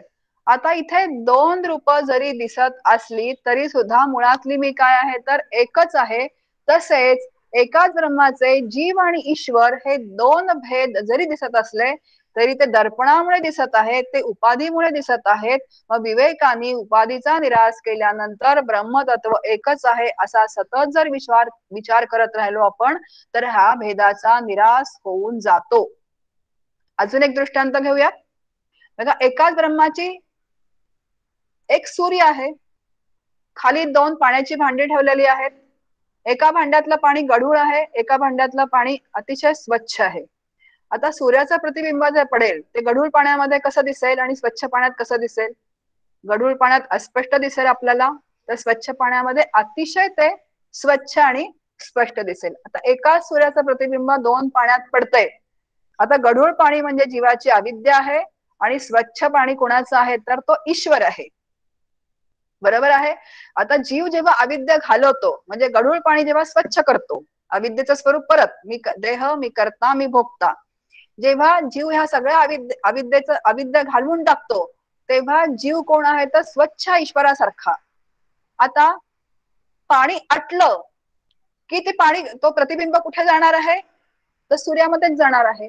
अगदी त्याचप्रमाणे जीवाची अविद्या ही उपाधी गेली, ईश्वराची माया ही उपाधी गेली की मूळचा जो जीव आहे तोच कोण आहे तर ब्रह्म आहे. जीव ईश्वर कुटस्थ ब्रह्म यांच्या अजिबात यांच्यामध्ये भेद नाही. दुसरा भेद आहे आपल्या समोर जीव व दुसरा जीव यांच्यातला भेद आहे. बघा हा भेद तर आपण रोज अनुभवतो आहे. एक जीव दुसऱ्या जीवाचा काय करतो? मत्सर, द्वेष, हेवा, निंदा, तुलना, तू मैची सातत्याने काय चालू असते तर सिरियल चालू असते. अगदी पराकोटीचे भेद असतात. काही वरती दिसतात, काही वरती दिसत नाहीत. माझ्या मुलाला इतके मार्क पडले, तुझ्या मुलाला तितके मार्क पडले, माझा मुलगा हुशार, तुझा मुलगा असा, ह्या सगळ्या ज्या अत्यंत गडबडी चालू असतात. भगवंत म्हणतात ममैवांशो जीवलोके जीवभूत सनातन, हा अंश रूपाने मी सगळ्या जीवांच्या अंतःकरणामध्ये आहे. समर्थांची ओवी आपल्या समोर. पृथ्वीमध्ये जितकी शरीरे तितकी भगवंताची घरे. जितकी शरीर या पृथ्वीवर आहेत तितकी काय आहेत तर सगळी भगवंताची घरं आहेत. मग आतल्या भगवंताकडे बघावं का भेदाकडे बघत आपलं जीवन घालवावं? आता भेदाकडे बघत जे जीवन आपण घालवलेलं असतं ते अत्यंत दयनीय असतं. आता असंच प्रवचन सुरू होतं. एक मुलगी उठून उभी राहिली, म्हणजे सून होती ती म्हणाली की मी सगळ्यांमध्ये भगवंत बघू शकेन पण माझ्या सासूमध्ये मात्र मी ह्याला भगवंत बघायला सांगू नका. आता अशात एक सासूबाई उठून उभ्या राहिल्या. त्या म्हणाल्या सगळ्यांमध्ये भगवंत बघेन पण माझ्या सुनेमध्ये भगवंत बघायला सांगू नका. आता हे काय झालं? सोयीनी परमार्थ झाला. आता सगळ्यांमध्ये भगवंत तर सगळ्यांमध्येच आहे. तो म्हणजे शत्रूमध्ये पण आहे, सासूमध्ये पण आहे, माझ्या सुनेमध्ये पण आहे. तुका म्हणे विंचू सर्प नारायण वंदावे दुरून शिवू नये. बघा तर शत्रू असेल, एखाद्याशी माझं पटत नसेल तर त्याच्यापासून 4 हात दूर राहावं, पण त्याच्यामध्ये माझ्यामध्ये जितका आहे तितकाच भगवंत त्याच्यामध्ये सुद्धा आहे. या उपाधी माझी गुप्त चैतन्य असे सर्वगत ते तत्वज्ञ संत स्वीकारिती. बघा याच्यामध्ये फायदा कुणाचा आहे सगळे विचार करणार? फायदा माझाच आहे. जर चित्त सातत्याने भेदांमध्ये क्षुब्ध करून घेतलं तर ते साधनेला अनुकूल राहत नाही. आणि म्हणून असे जर विचार आपण जर बाळगले अंतःकरणामध्ये, ते वापरले तर चित्त शांत राहतं. चित्ताची शांती टिकून राहते. जिथे शांती आहे तिथे आनंद आहे, आणि जिथे आनंद आहे तिथे काय तर परब्रह्म आहेच आहे. म्हणून असे खूप छान विचार करायला आपण शिकून घ्यावेत. बघा एका चैतन्याच्या सत्तेवरच एक जण काय करतोय तर भांडतोय आणि एक जण माझ्याशी गोड बोलतोय. मग ते सगळे भेद बाजूला सारून ते चैतन्य बघण्याचा काय करावा तर सराव करावा. म्हणून तुकोबांचा आपल्या समोर अभंग आहे, कोणाही जीवाचा न घडो मत्सर वर्म सर्वेश्वर पूजनाचे. बघा पूजनाचं सर्वेश्वर वर्म असं तुकोबा म्हणतात. आता आपण पूजा म्हटलं की डोळ्यासमोर काय येतं? छान पूजेची मांडणी करून ठेवलेली आहे, सगळी फुलं काढून आणलेली आहेत, शुद्ध पाणी आहे, सोळ आहे, ओवळा आहे, सगळी सामग्री तयार आहे, पूजा करणारा सोळं नेसून बसलेला आहे. पण अंतःकरणामध्ये काय पूजा करताना तर मत्सर आहे. तुकोबा म्हणतात असा जो कोणी असतो ना की सगळं वरती छान दिसतंय सगळं बहिरंग, पण अंतरंग मात्र त्याच्या अंतःकरणात जर मत्सर असेल तर त्यांनी वाहिलेल्या तांदळाच्या अक्षदा मला दगड धोंड्यासारख्या लागतात असं भगवंत म्हणतात. म्हणून कोण्याही जीवाचा न घडो मत्सर हे सर्वेश्वर वर्म आहे पूजनाचं. मग ही पूजा किती सुंदर आहे, काहीच करावं लागत नाही. नाही दुसऱ्याच्या झाडाची फुलं तोडून आणावी लागत, नाही तर काठ्यांनी दुसऱ्यांच्या झाडाची फुलं तोडायची, आपल्या देवाला व्हायची. काय काय जमवण्यासाठी काय काय खटपटी लटपटी करायच्या. ही पूजा सुरुवातीला करावी लागते आपण बघितलं, पण ती पण कशी असावी लागते तर शुद्ध निष्काम असावी लागते. पण ही पूजा तर इतकी सुंदर सांगतात की काहीही कुठलीही तयारी करू नका, फक्त अंतःकरणाने तुम्ही भगवंताला काय करा तर भगवंताचं पूजन करा.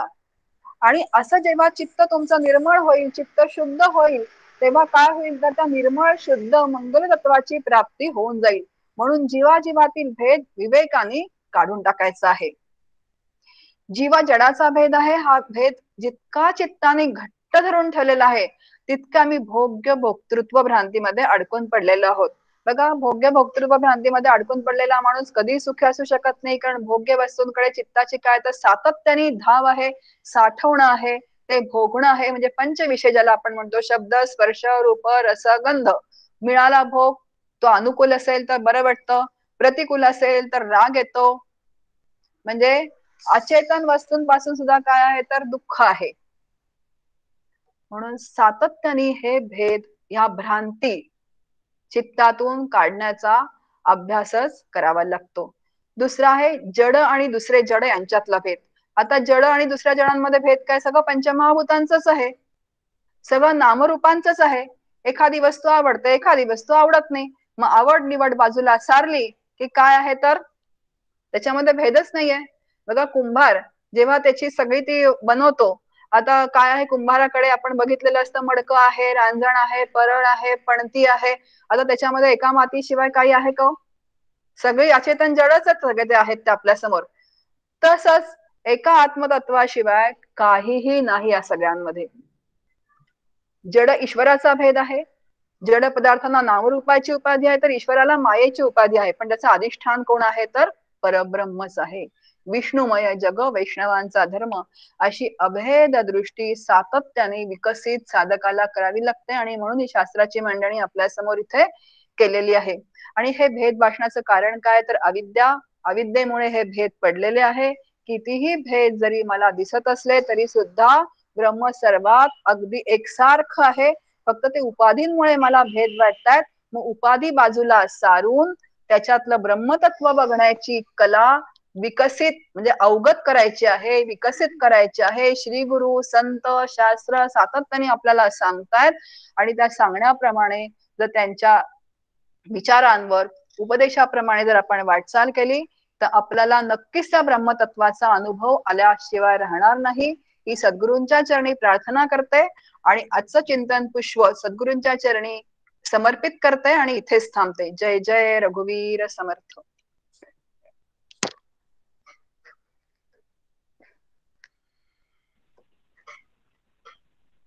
कुणाला काही प्रश्न असतील तर विचारू शकता. श्रीराम, माझा आवाज येतोय ऐकायला? हो, येतोय येतोय. हा, मी मिसेस महाबळ बोलते. बोला. निरंजन ब्रह्मतत्व म्हणजे काय? आता निरंजन या शब्दामध्ये रंज हा धातू आहे. हो. रंज याचा अर्थ रंग लावणे. हा. आता आपण रंग कशाला लावू शकतो? ज्याला सरफेस आहे, पृष्ठभाग आहे किंवा भिंत आहे त्याला आपण रंग लावतो, बरोबर? हो. हा, आता इथे नि धातू लागलाय म्हणजे त्याला रंग लावता येत नाही, ते निरंजन तत्व. म्हणजे त्याला आकार नाहीये. अच्छा, कुठलाच आकार नाहीये म्हणजे त्याला. हा, म्हणून त्याला निरंजन असं म्हटलंय. बघा, आता एक त्याच्यामागे छान विचार आहे की आता आपण निरंजन जे असतं, निरंजन म्हणजे की नाही आरती करतो, निरंजन जे आहे ते तुपाचं तेलाचं जे असतं ते, होय होय. आता ते प्रतिकात्मक आहे. हा, आता ते ब्रह्माचं प्रतीक आहे. कसं काय प्रतीक आहे? आता समोर जे आहेत देव, आपल्या समोर देवाऱ्यामध्ये, ते वाच्यार्थाने गणपती आहे, वाच्यार्थाने विष्णू आहे, पण लक्षार्थाने कोण आहेत? ते परब्रह्मच आहेत. हो, बरोबर. आता मी जीवरूपानी, मी लक्षार्थाने पण कोण आहे? तर ब्रह्मच आहे. मग एका ब्रह्मानी दुसऱ्या ब्रह्माची जेव्हा आरती करतो तेव्हा निरंजन हे मध्ये प्रतीक आहे ब्रह्मतत्वाचं. पण अजून मला त्याचा अनुभव नाही आलेला आहे की मीच परब्रह्म आहे. पण म्हणजे ते निरंजन म्हणजे सजीव नाहीये ना? म्हणजे ते निरंजन म्हणजे ते सजीव नाहीये. नाही, सजीव नाही. निरंजन म्हणजे ब्रह्म, ब्रह्माचं दुसरं नाव निरंजन आहे. होय होय, कारण की ज्योतीचंच हे असतं ना, परमात्मा म्हणजे ज्योती स्वरूपही म्हणतात बरीच जण. की ते कसं आहे ना, त्याला ती नावं दिलेली आहेत, पण प्रत्यक्ष त्याला ना नाम आहे, ना रूप आहे, ना आकार आहे, काही नाहीये.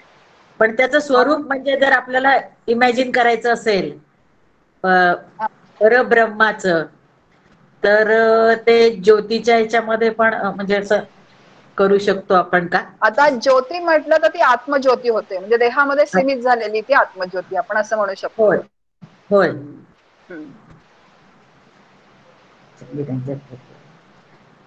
प्रकाशमान या अर्थी म्हणू शकतो की तो आत्मा सगळीकडे प्रकाशमान आहे, त्याला ज्योती म्हटलंय. म्हणजे होय, सर्वत्र प्रकाश आहे ना त्याचा, म्हणून त्याला ज्योती असं म्हटलेलं आहे.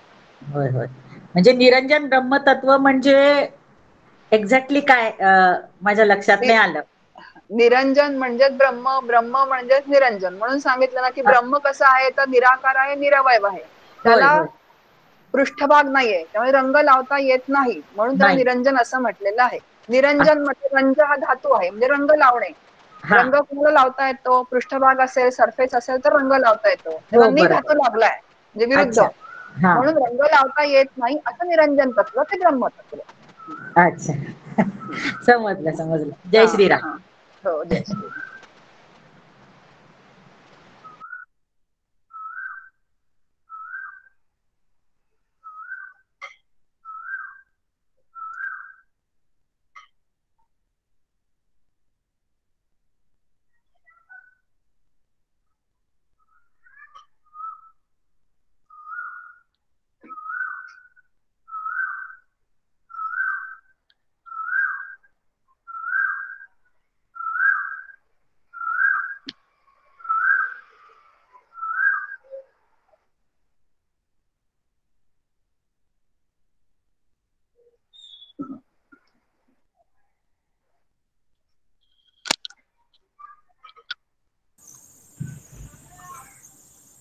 नमस्कार. नमस्कार. चित्तशुद्धीसाठी आपल्याला खूप काही असे उपाय सांगितलेत वेगवेगळ्या मार्गाने. म्हणजे सगळं जीव ब्रह्म आहे सगळीकडे, किंवा तू आणि मी एकच आहे, किंवा म्हणजे कोणावर चिडू नये वगैरे, ह्याच्यासाठी या गोष्टींचा उपयोग होतो. बरोबर. म्हणजे आपली चित्तशुद्धी होण्यासाठी हे जे भरपूर उपाय सांगितले ते इतके ऐकल्यावर वाटते की सुरुवात कुठून करायची? का फक्त नामस्मरणाने त्याची सुरुवात होते, का फक्त या वृत्ती मनामध्ये धरून होते? असं स्पेसिफिक असं काही नाही, नामस्मरण तर करतच राहावं, आपल्याला ते सांगितलेलंच आहे. आता मनाच्या श्लोकांमध्ये पण सगळं मार्गदर्शन समर्थांनी केलेलं आहे की नाही? किंवा जे माझ्या मनाला पटेल, जे शास्त्राने करायला सांगितलंय ते करायचं. जसं की निंद्य वंद्य या कुठल्या गोष्टी, निंद्य करू नको, वंद्य इथं चांगल्या गोष्टी कर, सदाचरण कर, बरोबर. कोणाला टाकून बोलू नको. ह्या कसं आहे ना, ह्या सगळ्या गोष्टी दैनंदिन जीवनामध्ये आपण करतच आलेलो आहोत, हो करतोय ना आपण म्हणजे त्या. हो हो आता सकामता सुद्धा सुरुवातीला असते उपासनेमध्ये. असं प्रापंचिक माणूस असतो, कधीतरी कुठेतरी अडतं माणसाचा प्रपंचामध्ये, म्हणून माणूस काहीतरी देवाकडे मागतो, त्याच्यात हो सुख काहीच नाहीये. हो त्यांनी बरोबर म्हटलंय की दुःख देवाला सांगावे, सुख देवाला मागावे, बरोबर की नाही. हो पण असं आहे की कायमस्वरूपी तसं राहणं अपेक्षित नाहीये. बरोबर आहे. हो हम्म.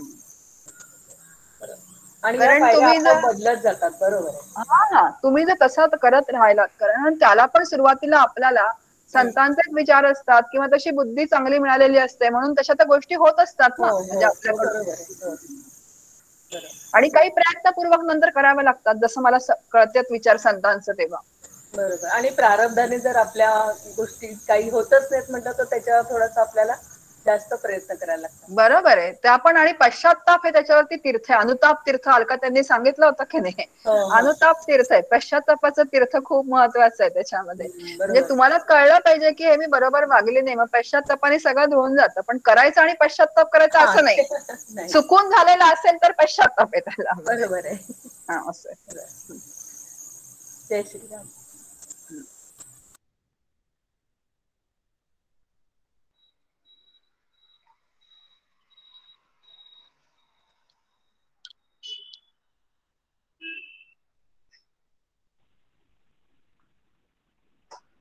पुढील काही वेळासाठी आपला समूह, व्हॉट्सअप समूह सर्वांसाठी खुला असेल. आणखीन काही प्रश्न असतील तर कृपया व्हॉट्सअपवर विचारावे. सर्व प्रश्नांना एकत्रित एका स्वतंत्र ऑडिओ क्लिपच्या माध्यमातून सीमाताई उत्तर देतील. आजचं सत्र आपण इथेच थांबूया. प्राजक्ताताई, शेवटची प्रार्थना. हो हो. भावी पूर्ण कृपा गुरु मजवरी, प्रार्थित भावे तुला, वारी सर्व अरिष्टने उनलया, संमोह जो वाढला, अज्ञानांधजनांचे मुक्त करुणी, शांतीपदी बैसवी, विनती हीच असे न मागत दुजे, भक्ती तुझी ही हवी. सद्गुरुनाथ महाराज की जय. जय जय रघुवीर समर्थ.